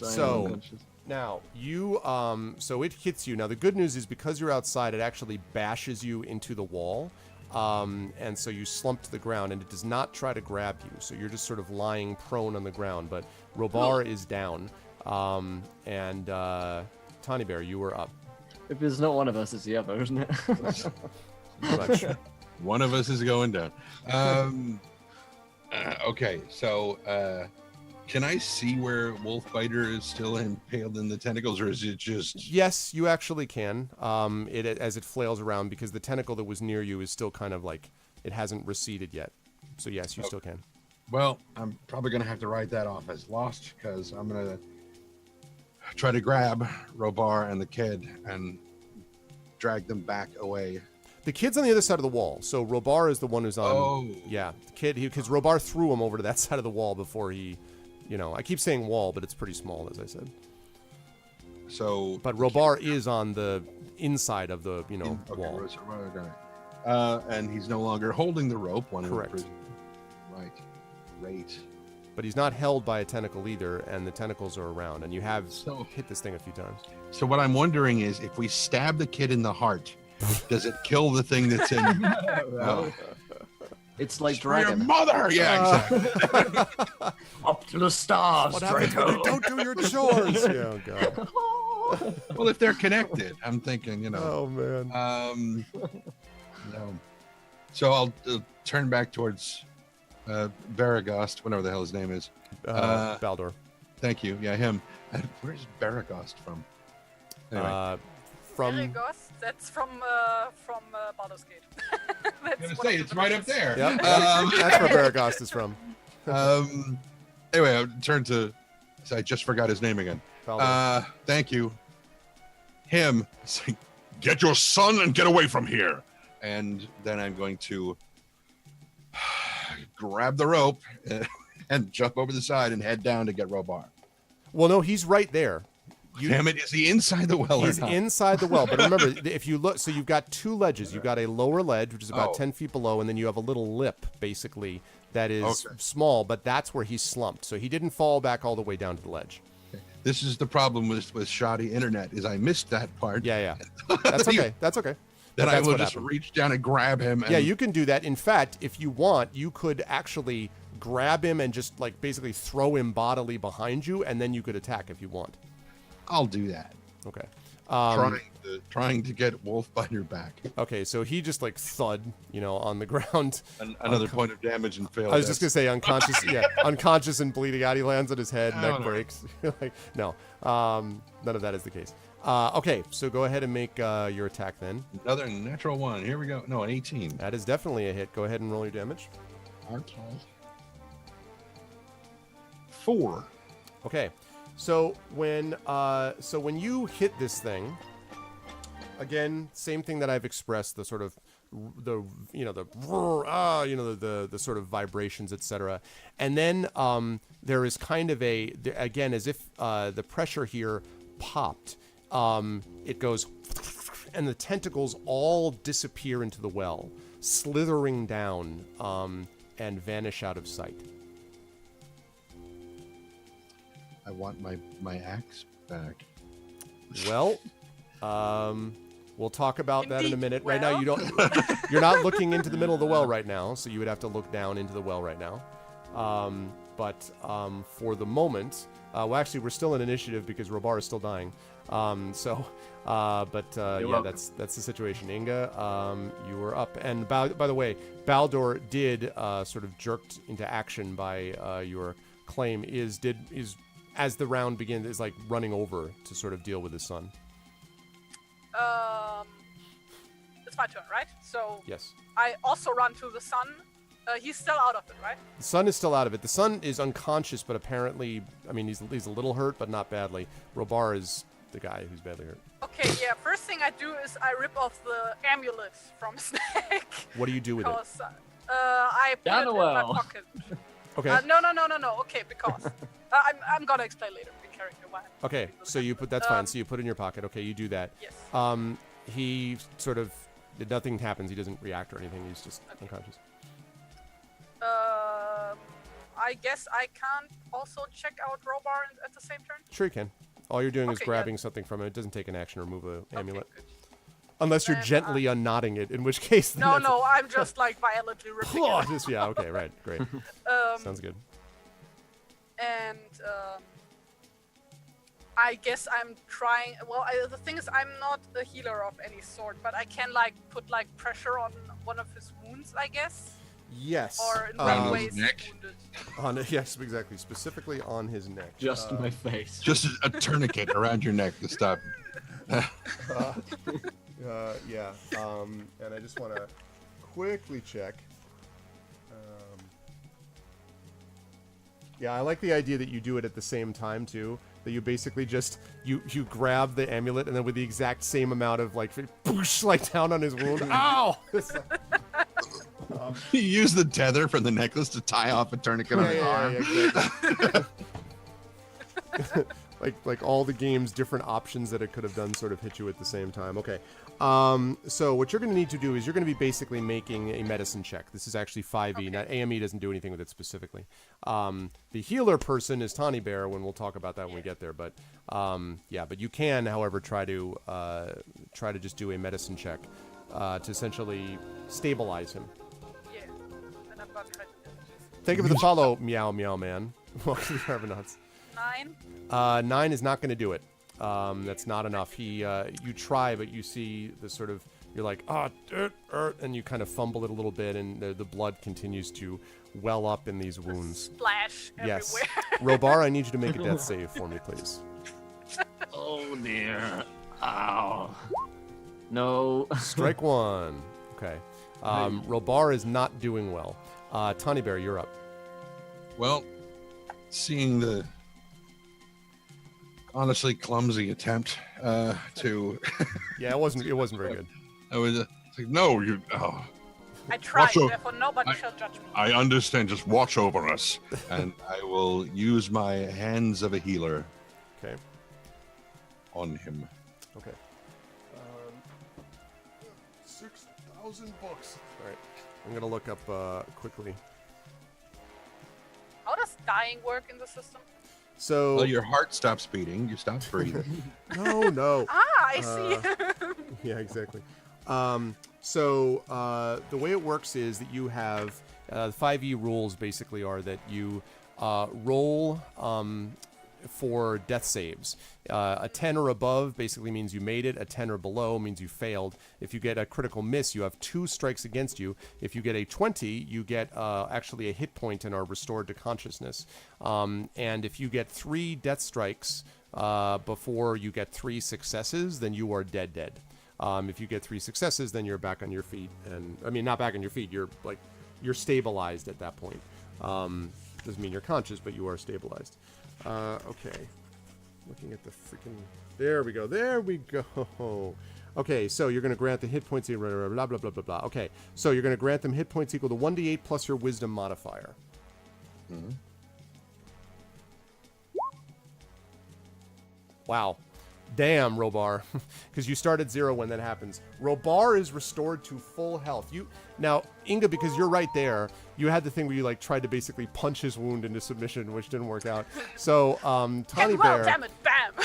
For Tawny Bear moves with an astonishing grace for someone of his size. You know, Tawny Bear's this big Bjorning guy, right? But his hands move delicately across the surface of the wound, and he crushes up. Well, you tell me. Why am I describing what the hell you do? Tell me what you do. Because you're the author. No, you're the whatever. Tell me what your guy does. I'm not going to take over. You're an author. What does your guy do? Well, much for in the a same really good successful healing, what does he do? Much in the same way that he carries with him various spices and whatnot to make the food that he makes and to try to keep things cheerful. He doesn't like put those stupid glittery BB things on top of the. But he also carries healing herbs with him, and he just kind of mashes them up into a poultice. He does not do the Aragorn thing where he chews on it for a while and then stick it in there, because that just seems horribly unsanitary. I mean, it's better than dying, but still. So he's just grinding these leaves and root pulp into a small poultice, and bracing them on the thing, and using some of his bandages that he carries with him. Right.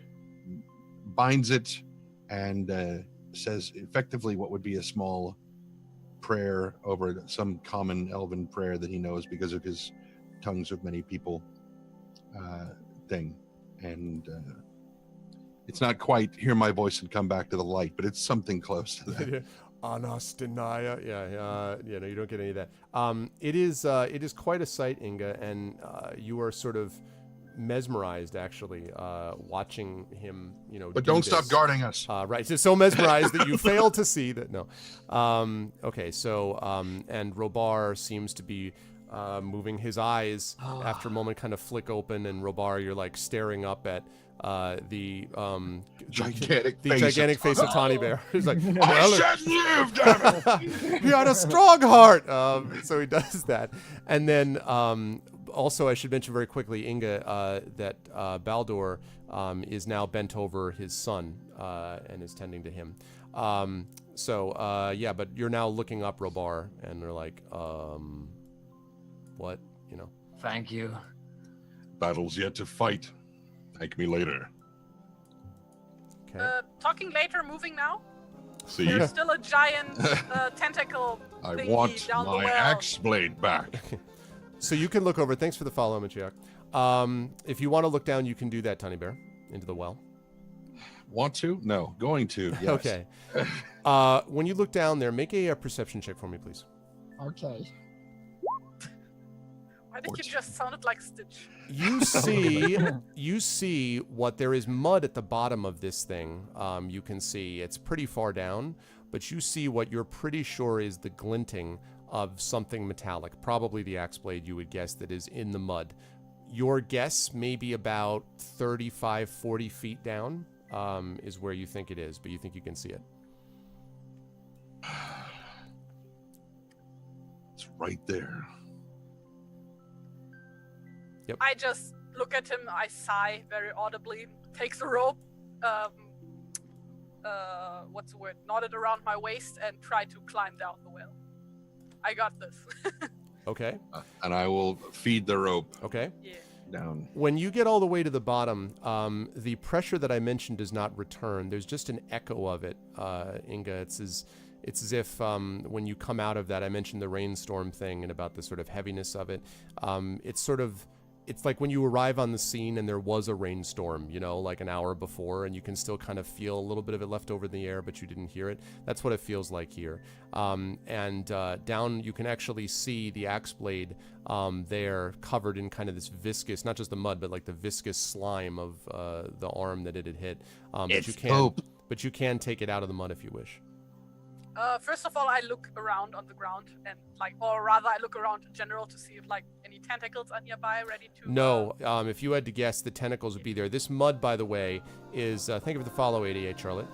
This mud is very sticky and deep, and this is not if you didn't have the rope, you might even sink into it like quicksand. It is very deep mud. Okay, yeah, I pick up the axe. Okay, you have it. Start hauling her back. I also look around. Do I see anything else that piques my interest? Make an investigation check for me here. Right. For that. 11.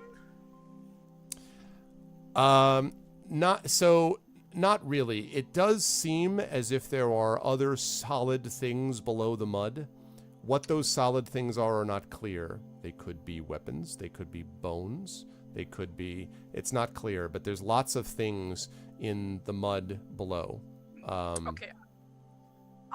And I should say the tawny bear is lifting you up at the moment. Tawny's, oh, wait. Already? Yeah, he's been pulling you up. So you're like... As soon as I saw you grab it, he started pulling.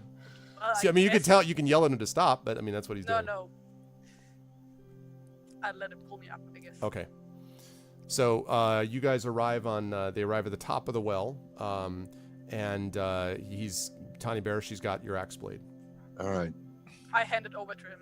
Thank you very much. You see the goo dripping off it, I guess. Thank you for the cheer, Fatroll. Cheers, monster defeated. Well, we'll find out. Maybe not. Grab them. We move. I point Rabar is hobbling off. That was. I climb over the wall thingy from the well and try to get the goop off my boots. Okay. On the grass, I guess. As you do that, you all see that Baldur is over the unconscious body of his son, and he's saying, "Son, come back to me. It's all right. It's all right now." And the son kind of Belgo is kind of stirring his head, and then he opens his eyes.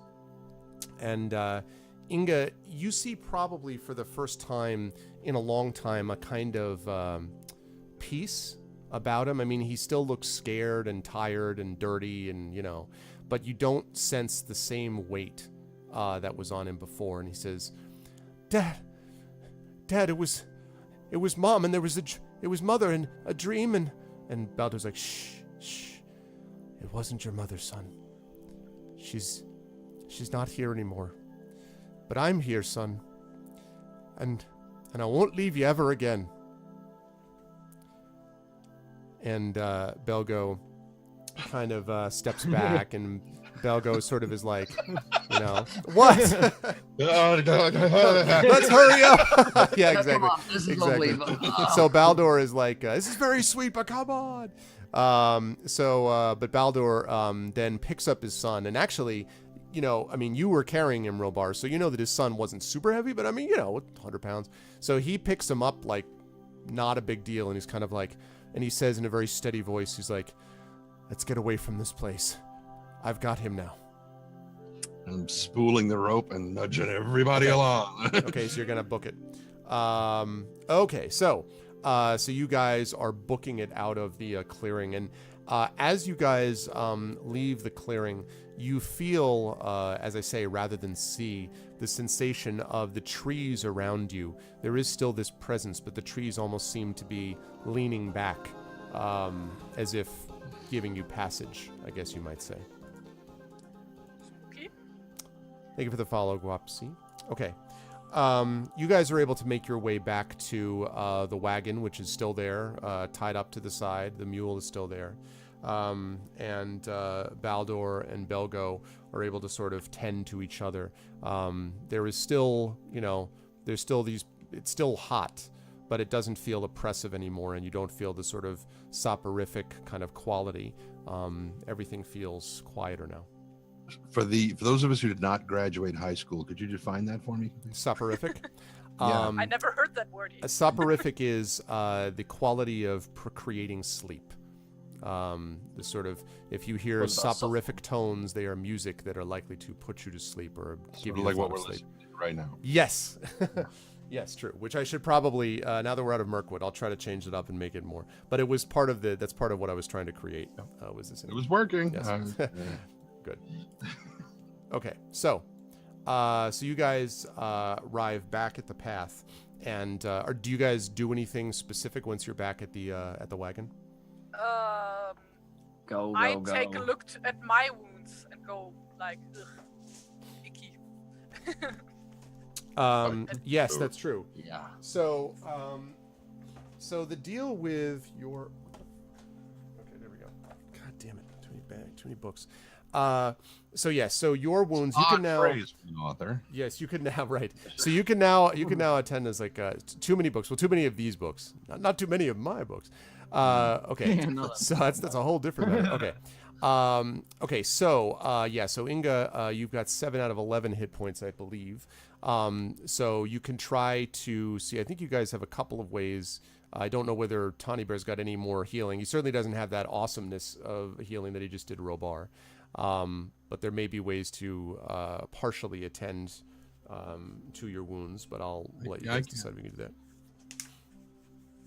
Tony, I don't know what exactly you did to Robar, but could you have a look at this? And I point at my wounds wherever they may be. Yes, of course. And I shall do so. Okay. All right. You don't have that spell again. Do you have another one of your choice baked cakes, etc.? I almost certainly do, but I'm not going to pack that into the wound. Right. Yeah. Well, no. But I suppose I could also make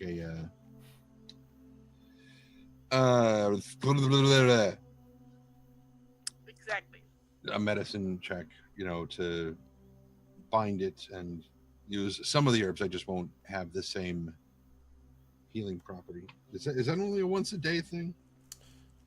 Your Hands of a Healer thing, I believe, is once a day. Although, let me just confirm, because there's 2 different ways to do it, and you did the fast one because you didn't have time, obviously, to do it. There's one that if you take longer, you can restore more hit points. Right. It doesn't specify. 1 healing die per action. So you could spend a healing die. Let's see. You have 1 healing die per level, and you were only level 1, yeah? I believe, right? We're only level 1 so far. Although not for much longer, by the way. But yeah. Yes, but it doesn't specify that I can only do it once per day. So I'd be able to do 1d8 plus 4, and then on level 2, I'd be able to do 2d8 plus 4. Oh yeah, for sure. Yeah, you're just expending 1 healing die. It's just you've used up the 1 die you have because you're only level 1. Oh, it's using my hit dice. Yes, you have 1 healing die per level. It says, and so because you are level 1, you have 1 die which you used on Robar. Wait, is that different than my hit dice, or is that? No, it's called a healing die. Or yes, it is. Yes, it is. It's called a healing die. So it is actually different. I mean, effectively, it's the same thing because you get a die every level. So but your healing die is used. In other words, healing that you do on yourself is not the same thing as healing die that you would use for this. So you're able to use this healing die as being separate from your own hit dice. So, but the hit dice that you have, I don't think you can use on anybody else. From what I'm reading, right. The healing die is the only thing you can use on anybody else, and you've already used it. Follow? Yes, but okay. Sorry, I just found the part that I was looking for. Okay, I was like, what? You have a pool of healing tricks and techniques that replenishes when you take a short rest. That's the word I was looking for. Yeah, that's what I'm looking at. Yep. And you could take, by the way, a short rest if you wish. That's up to you. Short rest would be 4 hours. You could do that if you want. How badly is Inga? She's about 50%. Yep, a little bit more, but close. 7 out of 11. What? I got 4 damage points earlier. Say you had, but you have 11 hit points, don't you? To start with. Yes. So you had 7. You're down to 7. Oh. Okay.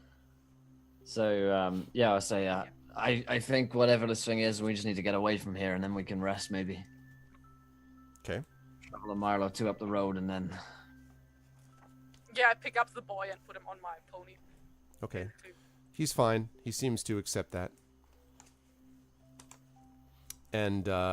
and you guys then set off. Probably for however long. How long do you want to travel before you take a rest? Until our legs give out, basically. Okay. As far behind us as possible. So a few hours then. All right, you do that until we're heading into like the early evening time, which is another good probably 4 or 5 hours, I guess, if you're able to do that. You travel. And then you can kind of settle down if you wish. For that, you're going to be getting your long rest, actually, because you can rest overnight, assuming you're setting guards and all that kind of stuff, like watches and so forth. Yeah, that sounds good. Okay. All right, so then Tawny Bear, during that time, you can try to heal her again then, because you'll have that short rest thing. Okay. And I shall do so. You will take 9 points. 9 points. 9 points of healing. Yeah, what's that 23 on the... What is that? That's a D20 that you're rolling there. Yeah, I know. I'm wondering why. Okay, let's try it this way then. Yes. Did we do that the last time also? I think we might have done that the last time. Yeah, we did. I think that's a wisdom. That's a 1d20 plus wisdom that you're rolling there, it says. Maybe click it the does say hands of a healer below, so I don't know what's going on with that. But yeah, it should definitely be 1d8. But then it does... Oh god! When you click that one, it does more maths. Then take 8 hit points. Okay, so Robar, we're gonna start with that. So Robar has got 8, not 11. And then if you can do another one for Inga, please. This guy's got a fucking ton of healing. Yeah, I know. I was like, that's quite a heal. Yeah. 7. All right. Well, there you go. Awesome. Okay, so she is back up to full. All right. From the well, that night passes uneventfully, and from the well it is only a short few days' travel to the edge of the woods. You emerge into blazing sunlight and a refreshing breeze as you exit the side, the birds twittering and everything else. I need better music than this. I need sunlight. Give me no, not garden. No, I need sunlight.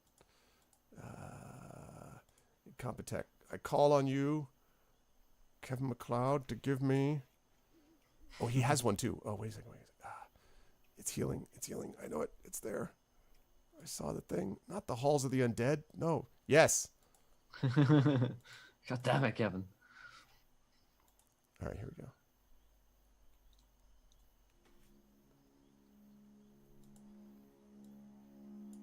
Okay. That's what it feels like. A breeze that sort of passes through. The sunlight beats down, and here it is not unpleasant sunlight. From the outside of it, of the side of Mirkwood, and I think I brought the players over now. I brought you over here. If you guys look down on the map, so you guys have now exited basically out this way, and his intention is to go this... Not that. That's not his intention at all. Never mind that. His intention is not to draw a purple square. His intention is to freehand draw. God damn it. There we go. His intention is to go that way, to go along the southern side where he will actually meet with his friends. But these lands are protected by Tawny Bear's folk. They are protected by the Bjornings.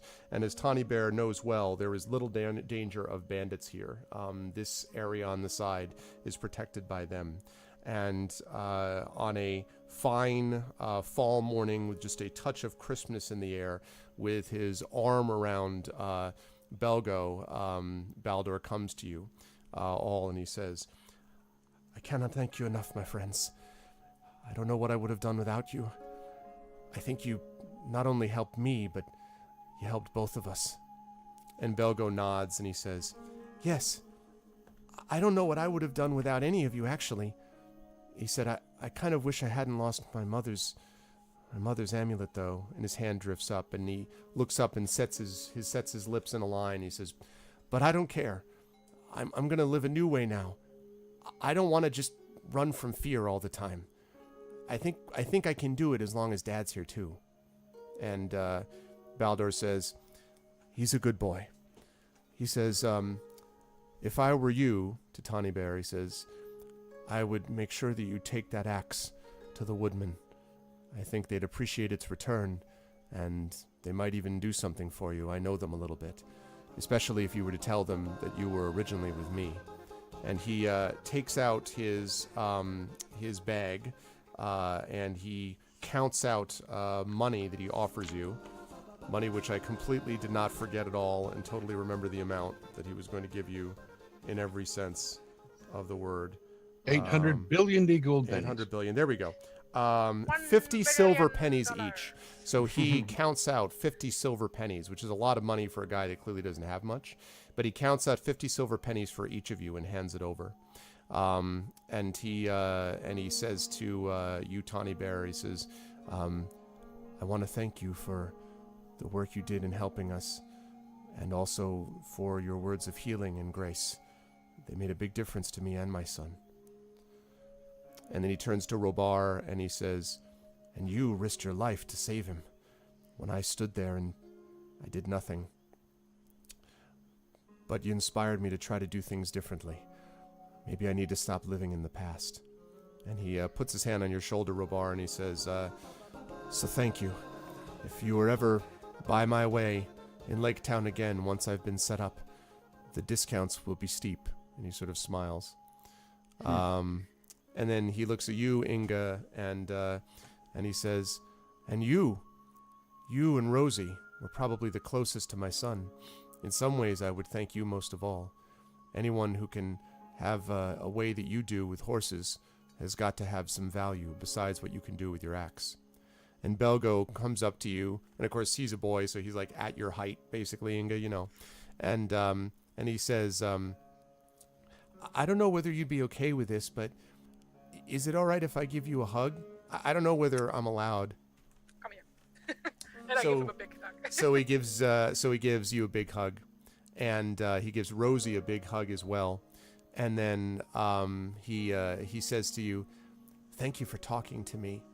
And you can tell that his version of talking is more, extensive. Also, he means listening, apparently. And then he and his father step back, and they take hold of the mule with the cart. And with the sort of opening of springtime, with the feeling of, as I said, this crisp little fall in the air, they begin to walk down the wide cart path to the south as you guys watch. So, what we are going to do now, guys, is part of, as the end of part one, is there's one thing that I want to do, and then that I'm going to provide to all of you, and then I'm going to give you guys an opportunity for something different than what happens in D&D. First is, all of you have gotten through part one, so congratulations. You guys did it, and you guys are all go up a level. So you are now level 2. You are level 2, so congratulations. Chat, can we get some love for the levelers? So level 2, you guys have leveled up. The other thing is, and you guys could be thinking about this as we're doing this, is we have about 45 minutes left, which is perfect because we now enter the fellowship phase. Fatrol with that cheer. We're now entering the fellowship phase. Now, the fellowship phase is a little bit unusual, but it's kind of cool because it's where you guys are basically calling the shots instead of what I am. So a fellowship phase usually lasts for a couple of months in game time, basically. It's a couple of months during which you guys are deciding how you want to do things. Now, the first part of a fellowship phase is all of you have to decide if you want to stay together as a group during this phase, or if you want to all split off and go your separate ways and then reconvene at the next adventuring phase. And I'll tell you a couple of things that you can do as a part of the fellowship phase. You could, for example, you could, for example, retire to a sanctuary. You could find a place that you could call a sanctuary. Now, you don't yet have a sanctuary on the western side of Mirkwood yet. Go ahead, Tawny Bear. I was going to say, Tawny Bear has a house here. Remember the whole thing of it. Tawny Bear has got a house, so that is one possibility. You could certainly use that, but a sanctuary is even more full-featured. A sanctuary would be like the halls of the Elven King if you were there, where you have all the things. You have healers and people that look over you and all that stuff. So what you have for your house is definitely useful, but a sanctuary is kind of a step up from what that would be. So you could endeavor to create a sanctuary, and there's one place in particular that I'll give you guys the option to try, and I'll explain that in a minute. Actually, I'll explain it right now. You have this axe blade. You could, if you wish, take your fellowship to try to return that to the woodsmen. They have a woodland hall, which is not that far from here, and you could try to essentially make that into a sanctuary. There's gameplay as a part of that. No guarantee that they'll do it, but if it works, that becomes a sanctuary for use. That's one possibility. A second possibility is that you could also separate, and you could do a set of undertakings here. You could, for example, train. You could choose to gain a trait. You could alter like a distinctive feature of yourself. You could try to, in your case, you haven't gotten any corruption this time. You guys rolled pretty well, but you could do that. You could try to research some lore. You could try to gather some information. So, for example, Tawny Bear, you could try to gather some information on the history of this axe, and then you could go and try to open a sanctuary with people. So you can do a couple of things during the fellowship phase. You could split up for part of it, then rejoin for part of it, or just stay together the whole time. Or you could come up with another fellowship phase thing that I haven't thought about. It's kind of more freeform. So it is up to you as to how you guys want to handle this fellowship phase. And you guys can talk amongst yourselves if you wish. I have a question first. How much money did we get again? 50 silver 50 pieces silver each. pennies. Yes. 15 silver. Okay. And before we disband or not disband the party, I still have that amulet. And the next time we get the opportunity to rest, I'm gonna take out the amulet and go what are we gonna do with this? Okay. You have it? What are we gonna do with this? When did you get that? That was the boy's amulet, and I'm pretty sure that this is what made him run into the well. That's why I took it from him after we got him out of the well, so that he wouldn't do anything stupid again. Okay. I don't know. Is it worth anything? Well, I think it's probably curse or something. I don't trust it at all. I don't know if any of you guys is familiar with any magics or something, or know anybody we could ask about it. Otherwise, I would just bury it somewhere and never look back. Well, I don't know. Maybe someone would find it and then something similar happens again. Give it to I would be Gollum. more inclined to destroy it. Burying it could taint whatever ground it's buried in, if it is indeed cursed. Well, in that case, I'm just gonna take I lay down the amulet on the ground and try to smash it with a rock that I pick up from somewhere, that's probably lying around somewhere. Okay. So you're gonna try to smash it with a rock. It's the amulet itself is kind of it's got metal edges, so you're not sure that a rock is probably not going to destroy it.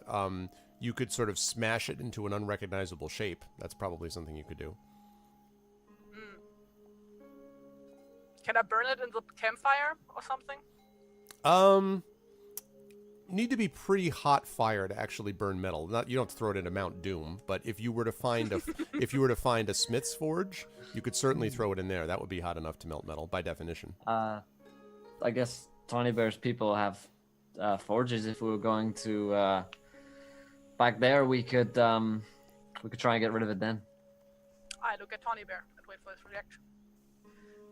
Some of us do, yes. Okay. So let's do that.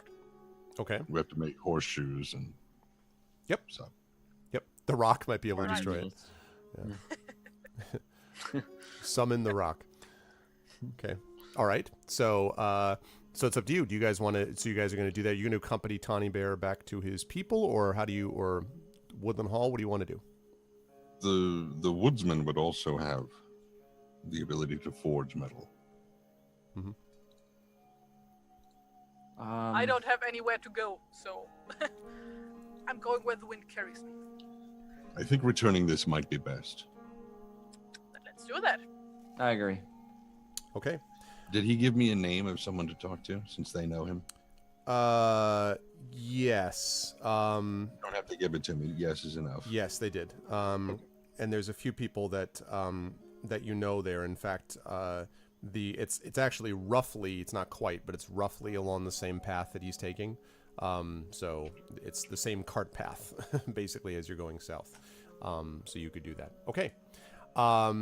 So you guys set off then to the south following that cart path, and eventually find your way in a rather uneventful, this is not, you don't need to make a journey phase or anything like that, because this is basically safe territory. Mirkwood lurks sort of, always ominously to your left as you travel to the east, but you remain outside of it comfortably. And out here, these are wide lands. You occasionally see what looks like a hunter or a forager going by, and you sort of acknowledge each other, but there's definitely sort of people outside of here. And after some travel, and it's probably about a week's worth of travel, I would say, you make your way down to what is Woodland Hall. And when you enter Woodland Hall, and let me just check quickly. Okay.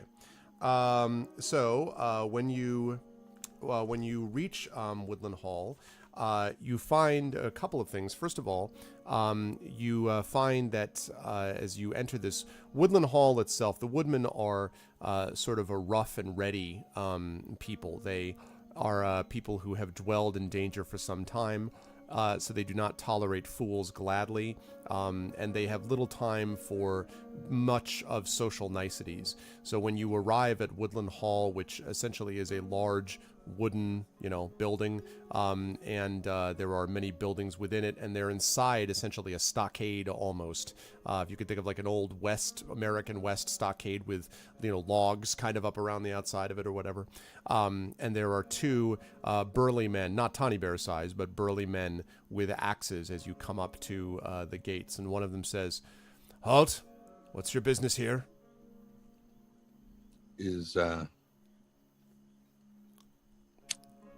Are they still with us? No, Baldur and Belgo have gone on. Okay. No. So it's just the four of you. Rosie is unusually quiet. Yeah. I wonder why that is. She's normally so okay. I think the shadow might be working on her. Possibly. Yeah. Right, the corruption. Yeah, she definitely feels, Can you imagine that's the actual plot twist? She was the thing in the well. Yeah. No. Why can the father's name not stay in my head? Baldur. I'm like, we come with Borat and his son. With son Boom Boom. And, No. Belgo stays in my head. It's Baldur that's the problem. It's Bam Bam. That's why you take notes. Yeah, sure. I'll write this down now that we're never going to talk to him again. You never know. He may make a return visit. Well, just for the sake of Baldur, just so I don't forget it while I'm talking about him. So, we have passed through Mirkwood with Baldur and his son to bring supplies to this side of the wood. He had encouraged us to come here to return this. So, as you hold that up, now I should have asked before, did you clean this at all? Hell yes. Okay, I figured you would. I assumed, but you hold it up, this muddy thing. Okay. So when you hold it up, the one, there's two, as I said, there's these two men standing guard with the axes. One of them is clearly younger than the other, and the younger one kind of is like, and then the older one is like, his eyes widen. He's like, "What?" And he takes a step forward. "Do you see what that is?" And the other one says, "It's an axe blade." "It's not an axe blade, you fool. It's the axe blade. That's Wolfbiter." Now he says that, and a couple people inside the gate, you hear this, "Well, Wolfbiter," and he says, "Open the gate," and the gates open, and inside you see, besides this building that I described before, a bustling courtyard. It's sort of like opening up the, as the noise gets louder as you open it up, to people moving around. There are merchants chatting with each other. In fact, I should probably put that down. There are merchants chatting with each other. Give me some sound like this. How's that? Okay, better. All right. No, I want more than that. This I want more. I want more. Not enough. Oh, all right. Give me more. Okay, Veruca. Not enough. Veruca. Okay, hold on. No, I don't want that. Clash. Nope, this thing, not the other thing. No, not there be dragons. There we go. This is what I want. Okay. We're talking.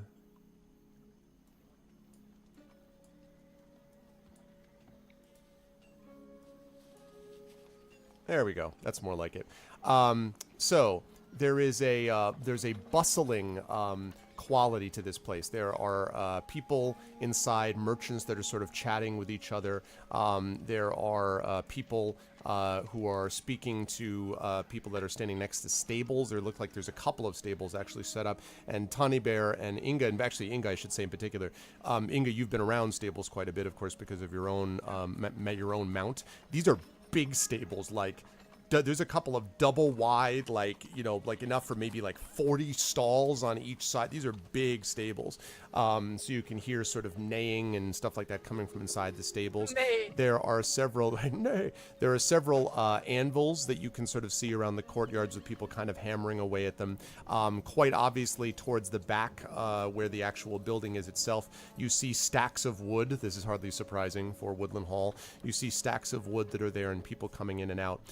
And you see one person in particular also holding an axe, is kind of looking slack-jawed as the gate opens. It's like it opens on his face, and he's kind of like, Did you say Wolfbiter? And the older one says, yes. And he says, you've got to go and tell Jonas. He will want to know. And so the man kind of nods and turns and goes. And as you guys are sort of standing there, and the one guard, the older guard, says, the younger guard went off to find Jonas, and the older guard says to you, follow me, please. And he turns and walks. Are you guys going to follow? Yeah. Okay.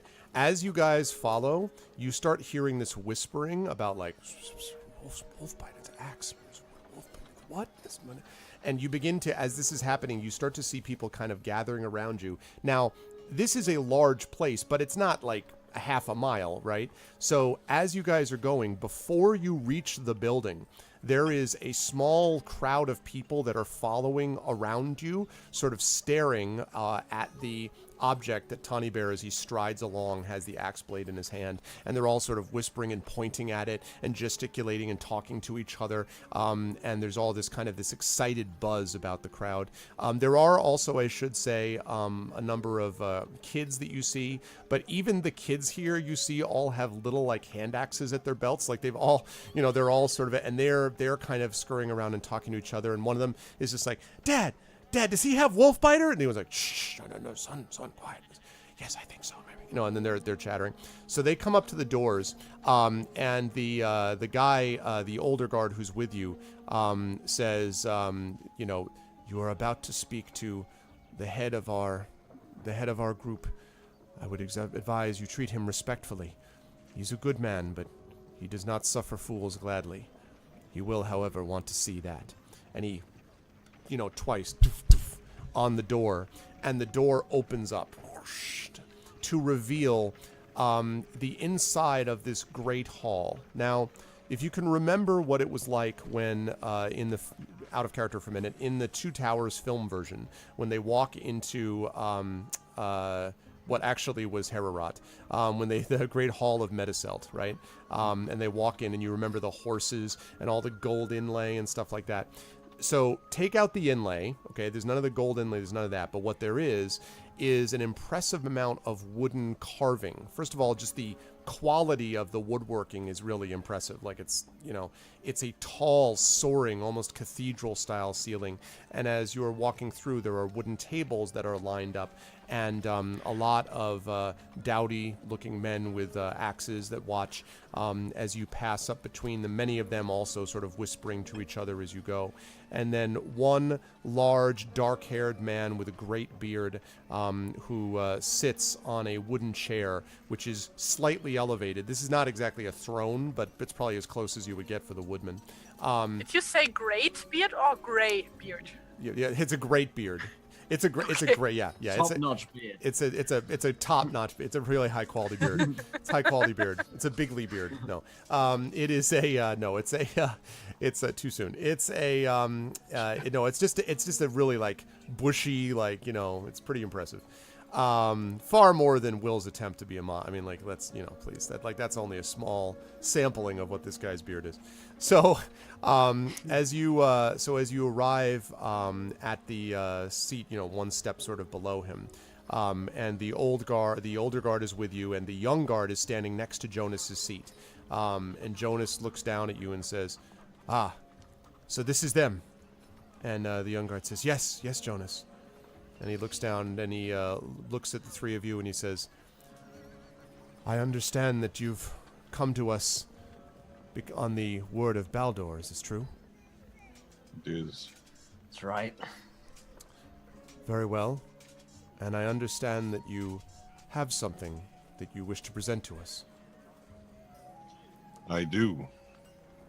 So when you hold up Wolfbiter, he sort of stares down at it and he says, May I hold it, please?" And he puts out his hand. So he takes the axe blade, and he literally stands up, right? So he's like holding it, just sort of staring at it, almost like, you know, if he had been standing, maybe he would have sat down in amazement. But he's literally standing, holding this. And the hall now is filled with a number of people because all the people that followed you, in addition to the ones who would normally be there. So there's a couple of hundred people now inside the hall. And he says, "My friends and my people, we have received here this," and he holds it aloft. "This is the blade of Wolfbiter." And there's a whisper, there's like, you know, buzz among the crowd, everybody's like chatting with each other. And he says, "If anything proves that we were meant to be here in this land, this does. If anything proves that it is our right and duty to pull back against the darkness, this does. And if anything proves that there are still some good people left in the world, these three prove it, who brought it to us." Four. Sorry, four. Beg your pardon. These four that are here, including the one super silent one. There's going to be four anyway. These four, I apologize, Rosie. Yeah, no, these four. He doesn't even see her. She's like standing behind one of the other ones. Well, so that's fine. Yeah. She is weak. She is very small. These four prove it, and and people come up to you and are sort of, you know, they're kind of, they don't touch you yet, but they're kind of like, "Good job," you know, like "Yes, thank you," you know, and all this stuff, like whispering to you. And then he says, "It's been a long time since we have welcomed a party of many peoples here. A halfling, a hobbit, not a halfling, a hobbit, a dwarf, a Bjorning, of course, and, if I'm not mistaken, a ranger. Am I right?" You are. "I had never thought that we would welcome all of you within this hall at one time, and yet here you are. I must ask what you would ask from us for this great gift."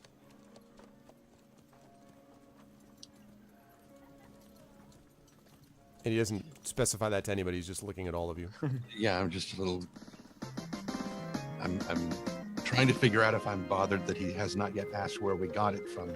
No. He hasn't gotten to that yet. I think he's more excited that he actually has it. Yeah. Thank you for the cheer, Faithful. Thank you so much. It's like, So I say something like refuge and shelter would be good for a start. He's like, "That was given to you before you asked it. But for something of this kind, I can promise you that our doors will be open to you if ever you come back this way again." And he says, "But surely there must be more." And he waits. We're like, "We don't want anything." You're welcome to say that. Yeah, I say, honestly, I don't need much. Some rations and provisions for the road would be good. I think my sword has got a few notches on it. Maybe one of your blacksmiths could take a look at that. But honestly, we're just passing through, I think. It was necessity of Baldur and Belgo that brought this group together. Now that mission is done, We are somewhat aimless. And he says, well, he's like, I happen to know of something, a friend of mine who is in need of some assistance, but we can speak. Goody. But we can speak about that tomorrow. Oh. He's like, not right now, but you don't get to find out about it. But we can speak about that tomorrow. He says, I would ask you though, and here he kind of lowers his voice a little bit, and he sits down, and he says, I would ask where you found this. There it is. Well, we did get this Well. from. No, we got this from the hermit, from the hermit that we met in Right. the Mirkwood. And he says, a hermit. A very fragrant hermit. Yes. And he sort of kind of tilts his head like fragrant. He's like, I see. He says, well, did he give you a name? Did he just steal it? Was he a thief? No, I did not get that impression at all. He was, to my mind, at least half mad by the time he found us. Ranting about a shadow in the west. And he kind of, so he blinks and he says, I am shocked. It is as if legends come out of the books to speak to us again. This axe has been missing since my father's time when he led my people, but he told me of it, showed me drawings, pictures. He said that this was one of our great heirlooms, and he told me that someday, somehow it would return to us and I would know that we were on the right path. It has not always been easy to know. And he sort of seems overcome almost with like the emotion of it, and then he says, we do not yet have a handle for this, but I will find a way to reforge it if I may. This axe should find its way into the hands of a hero who can wield it, not against trees, but against the creatures of darkness. And he sort of holds it aloft again, kind of shaking his head, and says, I would that we could find this hermit and thank him. But if you found him inside Mirkwood, it may be that he is already lost. But I'm glad that you escaped it somehow. It was no easy feat. He says, I will provide you the best of lodgings that we can. We have healers that can tend to your wounds. We have 4 smiths that can tend perhaps to your weapons. And if you have need of anything additional, you have only to ask of us. This place will be open to you from this point forward. And oh, go ahead. Yeah. I was going to say, He's like, access to your hearth. He says, of course. I am pleased to do so. We are rather simple in our culinary tastes, but we appreciate anyone who is willing to teach us something new. And I will also say that, and he sort of looks around and then says, tomorrow morning we will speak about this friend of mine that I discussed. I think it will be of interest to some of you. Well, it has to do with sanctuary, I suppose, and shelter, and perhaps you would be well suited for it. So he, assuming you have nothing else for him, he sends you off to what is indeed, for these folks, luxury accommodations. Now, I don't want to oversell this. These luxury accommodations are not the luxury accommodations of the halls of the Elven King. So you guys don't get your specialized, rooms. Right. What you get is a really nice soft bed in like a country cabin, right? So you get a really like comfortable bed. There is a fire there and a well-built fireplace. And the thing that strikes all of you about this, and Inga, you in particular, is how well made everything is. Everything's well built. It's well constructed. There's nothing shoddy. There's no cut corners. These are people who care about their woodworking lore. Even their stoneworking, although there's much less of it, you can tell that these are people that don't rush jobs, and it's all steady and strong and stable against the elements and the stuff outside. So Well, not as great as if it was dwarven built, obviously, but It clearly would not match that high level. True. But actually, that's part of it. You're surprised that humans are able to build something this nice. Yeah, like but this, I would never admit it. So. Yeah, no.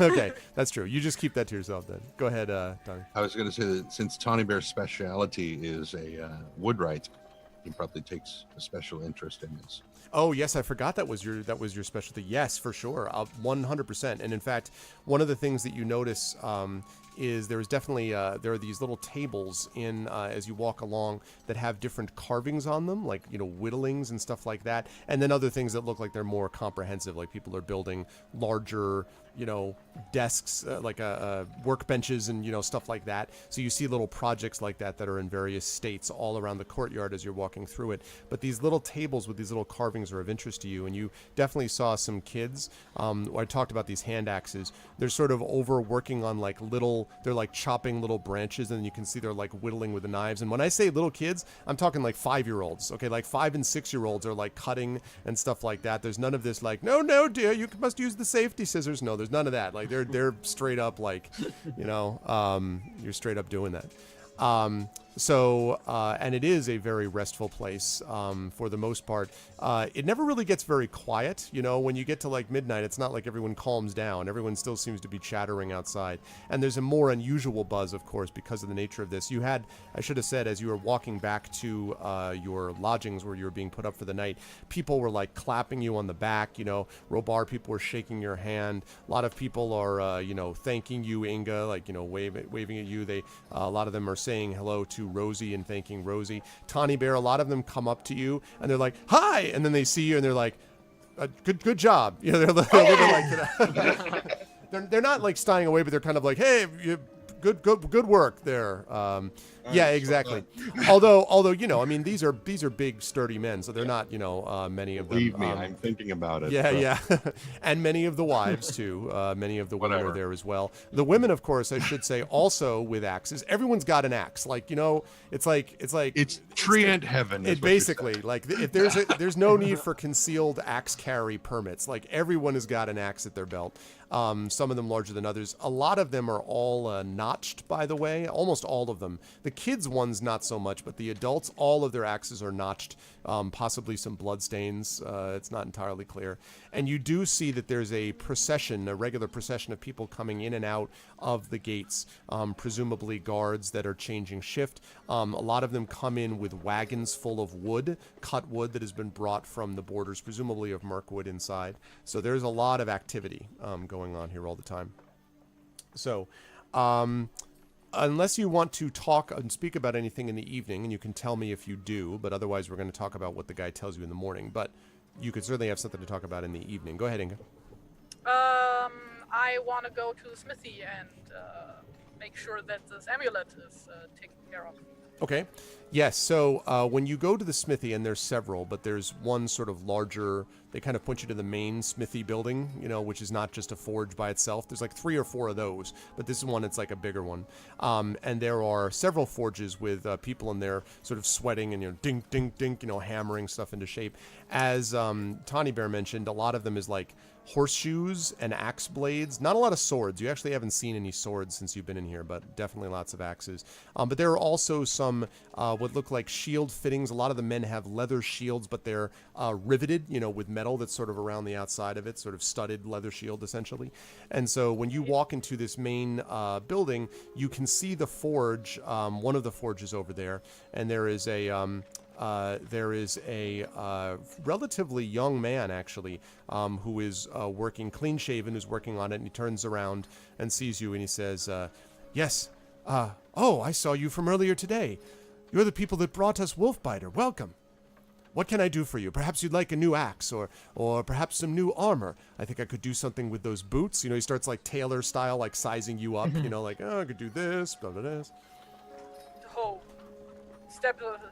take a step back, please. Okay. All right. I don't need anything. Thank you. I just want to make sure that this here, and I dangle the amulet in front of him, is destroyed. Can I just throw it here in the oven? What's it called in English? Smelter. Right, the smelter. Yeah. Would be the place. And he says, when he's looking at it, he says, so you just want to destroy this? Yes. Okay, and he kind of grins, and he's like, "All right, we can certainly do that." And he takes it, and he tosses it into the fire. And as you are watching, and you see it's tossed into the fire, after not very long, you can see it begin to melt. And remember that this was this kind of a metallic amulet / locket, really. And so you can see the initials that were carved on it for a long time. And in an odd quirk, the outside of the amulet sort of melts long before the letters on the inside become eventually melted and mangled and unreadable. And that image in your mind of these letters stays with you for some time. When it is done, he smiles at you and he says, very well. I think you won't be seeing any more of that. And then the forge explodes. No, just kidding. It doesn't happen. I'm just joking. He folds that metal into an axe blade that then kills its owner. Right, exactly. Yeah, exactly. No. It wants to be found. No, this was just the fire. That was not like... Not into the supping No, I know. Yeah, no, I know. It's just the fire. No. I will use this to... yeah. Destroy it! Oh, God. The ring affects everything. No one wants to loot anything again because, like, it could be the ring. Just destroy it, okay? Well, I mean, Inge has seen how apparently this amulet, I mean, probably wasn't the amulet, but that apparently had something to do with the progression of evidence. It's safe to presume. No. You're nuking it from orbit just to be sure. I get it. Like I don't. Yeah. And I turn to the smith then. What do I owe you? And a smith says, nothing. For the ones who brought us Wolfbiter, it's more what I owe you. The cost for melting something is nothing whatsoever. And he says, but be aware that anytime you wish, I am available to help you with any of your armor needs. And he says, I'd be more than pleased, in fact. I must admit, I've never really had a chance to speak to adventurers like yourselves. I spend all my time here at the forge, you see. So it's a pleasure to meet you, he says with kind of these bright eyes. Right. Well, thank you. I mean, I guess you could keen, take a look at my armor. He seems a little keen. Yeah, he seems a bit keen. Maybe. He's one of those guys that is like always free, you know. A little bit too available. So Inga's like, okay. So too many red he's flags. not. Look. He's not coming across as a creep lord. He is, however, he's been touched by the shadow. Bright and calm and pleasant and.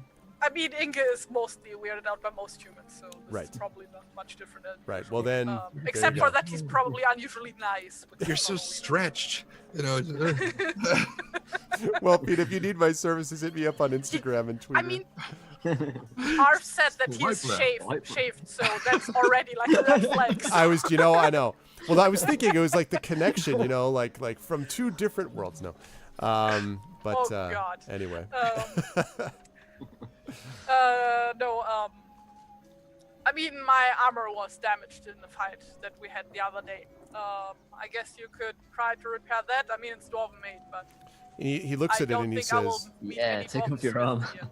He says, "Oh well." He's like, "I certainly don't have the qualities of a dwarven smith, but I promise to be able to at least get it somewhat back into shape." And he sort of seems to be observing with a at least mostly with a professional eye, sort of the dents in the armor and stuff like that as he's kind of looking setting around. Those expectations nice and yeah, low. exactly. He's like, and he says, I think something could absolutely be done, yes. Certainly we could hammer out that dent there. I see that you've got one cut in that lashing. We've got to fix this. So he's like, talking about it with himself. It doesn't have to be pretty, just it needs to protect me. He's like, we will do so. Why is Will? Oh, all right, why Will Trend lost it? Is there something in? Just go. I'm gonna look in. No.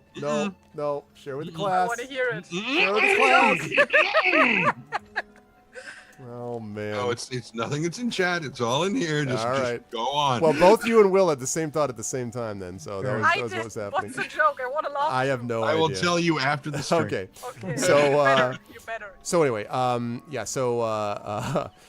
But he says yes. He's like, do you wish to leave the armor with me now? Do you want to have it delivered? What would you like? I just put down my axe and take off the armor and just hand it to him. Okay. He takes it reverently. He says, "Thank you." It's like, I will. Probably smells really bad. I will be very careful with this. And he places it on his bench. He's like, I'll move all my other projects to the side. I'll have this ready for you by the morning, if not before. And he turns around and starts working the bellows, like the fire leaping up and heating the metal, very obviously showing is like he's like, this is gonna be done. I'm ready to go. And he kind of spins his hammer a couple times to sort of, with a grin. One of the times he spins the hammer, he doesn't quite catch it exactly right, but he's like, oh, I meant to do that, and everything. And so he's ready to go. Mm. So, and he's ready to do the work. So you can, if you wish, departing, unless you want to watch him at his work. No, I've just got to. I had a suspicion. Slowly step backwards. Okay, I had a suspicion. No, I just go. So you depart, and you hear the sort of clang from the inside of the smith. Are you heading back to the house now, Inga? Yeah, I'm heading back to my room. Maybe. Okay. I mean, what time is it anyway?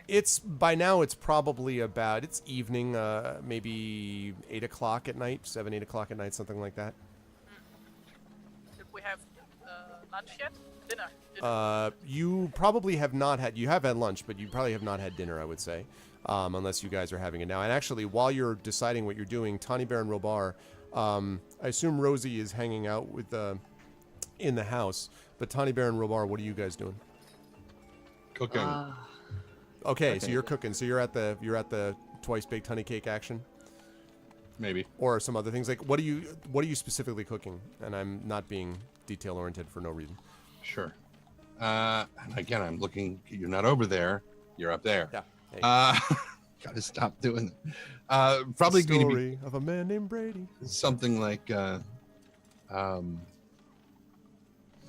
just like a vegetable beef stew or chicken noodle soup kind of thing. It's just a hearty. I know. I'm so. God, I want noodle soup so bad. Sounds really, really good. But a very hearty soup. Got it. Okay. So you were able to do that. There is a cooking, like a spit over the fire, and there's a little hook underneath that you can take. There's a big iron pot there that you can attach I was to going to say you cannot. No. There's an iron pot. But they have on the spits. They have a hook that you can hang the pot from. So yeah, so you're able to do that, and you're sort of over there. There are delicious smells coming about. Robar, what are you doing during this time? I think he's been. I think I've been. Probably more on his own at this point. So he's getting a lot of attention from lots of people, and being the kind of edgelord that he is. I think Robar would probably just find a quiet place, maybe with some other people, and if there's like a communal area, and just sort of write in his diary, I guess. Okay, what's he writing about? He's writing about the creature of shadow that he saw, the tentacle beast, right? And that ancient evil, and he's quite worried about it, I suppose, and probably wants to at some point return to see what can be done about it. Okay, to address it. All right. All right, you're able to. You're writing that down in the journal. I find the tavern. I sit in a corner. I hoods up. Hoods up. Da da da da. Right, okay. So you've got the hood up, doing the whole thing. You were there in the tavern for probably, it's really kind of a mead hall basically. You're there for probably a good hour or so, scribbling away or whatever, and then just sort of sitting back there. And then you hear a sort of quiet, small voice say, "Excuse me, sir." Yeah. And you look up to see a hobbit, not Rosie, a sandy brown-haired hobbit who has a cloak on as well, a hood, although it's thrown back, is just standing by the table, and he says, might I ask, if the seat's not taken, if I could just speak to you briefly? I'm sure you're busy, but it won't be long. You can sit. And he sits down and he says, I know that you're the ones that brought the axe back to the woodman here. And I think you might be able to help me. You see, sir, it's about my friends. They run an inn, sir, and, well, one of them's gone missing. And, sir, I think the one who took him, it were goblins. And with that, I think, because it is 5 minutes to 3, we will pause our session for the evening in the middle of our sort of wrapping up the end of the fellowship phase. But great job, guys. You guys reached level 2. You did get through the adventure. It took us about 4 sessions worth, essentially, because it was half of the session was sort of making things up. But that was pretty good. And you got through part 1. And part 2 of Wilderland Adventures, by the way, which you guys are going to be starting in September, starting with our next session, is called Of Leaves and Stewed Hobbit. So that will be the sort of next step. I do want to ask the players, by the way, to make sure that over the next couple of weeks before our next session, that you have an opportunity to check out your second level abilities and things like that. I gained 4 extra hit points. Yay! So you're going to be doing stuff like that, for instance. And just, let me know. And as you guys in chat know, they will be joined, of course, by Don Cairo, who will be joining them for this next session as they move onwards. So, but I can't even express. I mean, I've been having fun with all of my D&D sessions, but I'm just so jonesed to have, first of all, people that I all consider friends, but also people that are Tolkien fans like me and really good role players, all having a chance to play this. So, yeah. Nice roll. Oh, check it out. Damn, Robar with the freaking 8. Kaplow. That's what I'm talking about. So all right, well, here, let's do that quickly since you guys are all excited. Let's do that quickly. I just do a constitution. Wait, what do I do? What is your Die constitution? plus constitution bonus, right? Right. Yep. It's my hit die. Okay, so Robar is now got you're 20. 20 out of 20, and you're gonna be full by the time this is all done. So. I have to look up what my hit die is because I don't think it's anywhere in the character. I'll be the tank. Thanks, Fatrol. Thank you very much. You guys it's 12 out of 12 now, Tawny Bear. Am I right on that? Okay. Thank you for the follow. Is a D8 as well. I don't know. I'm not really familiar with system. Yeah. Well, right in the middle of your character sheet where it says hit dice. It should show, yeah. Same class, I right? didn't put it there. Just Oh, zero, okay. so. We're the same Wait, class. is So it that should be a determined D8 by race or by class? class.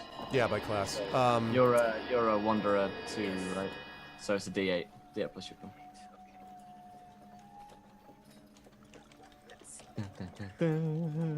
Wanderer. I really wanted that hobbit to walk up and sit down and kind of look around and then look over at Robar and be like, these fellas have done nothing but stare at you since you sat down. Nice! Jesus, the There we rolls. The Except mine. rolls. Okay. Except mine. Okay, Yeah. 20. Well, we need to keep up with the bear of a man. I know, right? Like, Right, okay, yeah. 20 out I of think- 20. God damn. I think Nice. you're 20 hit both points. well ahead of You're me. well ahead of the bear of a man, actually. Okay, so we've got 20 out of 20, 20 out of 20, 12 out of 12. Inga the Dwarven Wanderer, Tawny Bear the Bioning Scholar, and Robar, who is the... You're not a Wanderer, also. You're not a Warden. You're a Wanderer also, right, Robar? I'm a wanderer, yes. No, Inga is. I'm asking Robar. Will, you're... Yes. Yeah, we're the you are, same right? class. That's what I Yep. thought. Dunedain. Dunedain. Wanderer. Dwarven Wanderer, Dunedain Wanderer. Lovely, great. So cool. Level 2 achieved. Nice. Good stuff, guys. Yes, that was really a lot of fun, and I want to give Cubicle 7 a pop because it's a really nice opening introductory adventure. It gives a lot of range. There's like good role-playing opportunities in there. There's a lot of stuff. The Baldur and Belgo thing, I think they handled very well over the course of the adventure, so that was fun. Although I did have this image of both of you. Like I think you guys said, you're like, stop running into the goddamn forest. Like, everyone's always running into the forest. It's a good thing Tawny Bear is trying to change his ways, or he'd just clock them both. Yeah, just be like, you son of a, stop. Yeah. Just knock him unconscious, truss him up, put him in the cart, and push. Yep. Let's just go. And that thing in the well is no joke. So you guys did well with that. All right, so starting. Yeah, well. You see what I did there unintentionally. I will start with Inga, and I will, by which I mean Terry Tunes, and I'll work upwards. So I'll start with Terry. Terry, thank you again. And when will we see you next on these here interwebs? First of all, thank you very much for having me. This was a lot of fun, as always. My pleasure as always. I don't know. I guess next Tuesday, probably. Yeah, quite possibly. We might be doing some Star Strider. That's right. Quite possibly. Cool stuff. So you should do that, and you should link your Patreon if that hasn't been done already. You should link that thing. Okay, yeah, we'll do that after we start. What's up, IK? Yeah, sorry, man. Unfortunately, you missed a wonderful AME session, but you can check out the VOD, which I'm going to be posting up there afterwards. But otherwise, you can find me on like most of the social media platform thingies under the name Tari Tunes. Lovely. My name everywhere, like Facebook, Twitter, Tumblr, DeviantArt, whatnot. Yeah. Good stuff. Thank you, Terry. Check that out. good work today, and you guys should do that because she's a very, very gifted artist, and we are lucky to have her on board. Moving up, we get to our good friend Will, the busiest man in showbiz, as I said. Will, where will the fine people find you next with Encounter Roleplay Shenanigans? Yeah, you'll find me in about 5 minutes over on Encounter Roleplay Twitch channel. We're going to be watching a documentary from 1985 on Is Dungeons and Dragons Dangerous? Oh, nice. Of course, it's fucking terrible and terrifying. So yes, if you want an explanation to all of the bad things in the world, then we're going to go and blame Dungeons and Dragons for it. A fantastic documentary, which real Louis Theroux top-notch stuff. Outstanding. I'm looking forward to it, and there's like that movie that you showed where you got the Tom Hanks "What Am I Even Doing Here" from Mazes and Monsters. Yeah, God. Mazes and Monsters. Mazes and Monsters. What a movie. Oh man, it's funny for someone. Trent can appreciate this, who actually lived through that era when that insanity was being talked about, and I just never got it from my folks. Like, God bless them. Like, my folks were just never. They were like, "What? Like, no, play the game. Who cares?" Like, so anyway, but that's gonna be fun times. And Will, it was a pleasure, and as always, and I'm looking forward to seeing what else Robar does as we move forward. Moving right along to last but certainly not least, our good friend Trendane Sparks. Trend, when will we see you next, sir? Or hear you, I guess I should say. Well, you'll probably see me tomorrow night, actually. Not tomorrow night. Sorry, tomorrow night's Wednesday. Thursday night, we are beginning season 2 of Blades in the Dark. Ooh, nice. Nice. That's a good one. Supposed to be last week, and they were like, okay, so we're starting tomorrow, and pretty much the entire cast was like, what? Jeez, 3 weeks already? Oh my God! Yeah, and so like, can we delay for? So tomorrow, day after tomorrow, we start on Thursday. That'll be actually tomorrow night starts it, but that's the Wednesday night crew. That'll be over on Unmade Gaming's Twitch channel. And then Thursday night on Not So Speedrun's channel will be the Thursday night crew, which is the crew that I'm a part of. So that's where you'll see me next. Okay. Aside from that, next week, Thursday, Blades in the Dark again, and then on Friday, the next our vocalist. Yes. Tingy, and then D&D on Saturday. Yes, that's right. Which is going to be a lot of fun for both those. The Our Vocalist returning, and then D&D as the Infinity and Beyond campaign is ratcheting up. We will have guest star Poke Dude will be back for that. This time filling in for Rob because Rob will be in New Orleans, so he'll be filling in for Rob. But yeah, you guys get to see Trent do a lot of stuff, which is great because Trent is definitely a good guy, a very fine voice actor, and a good role player. So it's good to have him on all of these things. So Trendane, Will, and Terry, thank you all so much. I love this campaign. Really, I'm glad you guys are part of it. We will reconvene next month with 4 of you now as we reestablish. So thanks everybody. Chat, can we get some love for all the for the wonderful cast and players? Thank you guys. And our DM. Thank you. Thank you. I appreciate it. I appreciate it very much. It's a lot of fun. So I'm going to let them go and then wrap up. So thanks, Trent, Will, Terry. See you guys soon. Thank you. Thank you. Hi. Okay. Whoops, wait a second. Don't ignore that. Not the case. I'm here. Just a second, you'll find me there. There we go. There we go. All right, that was awesome, guys. So I really have been enjoying the Adventures in Middle-earth campaign. I mean, I enjoy D&D, period.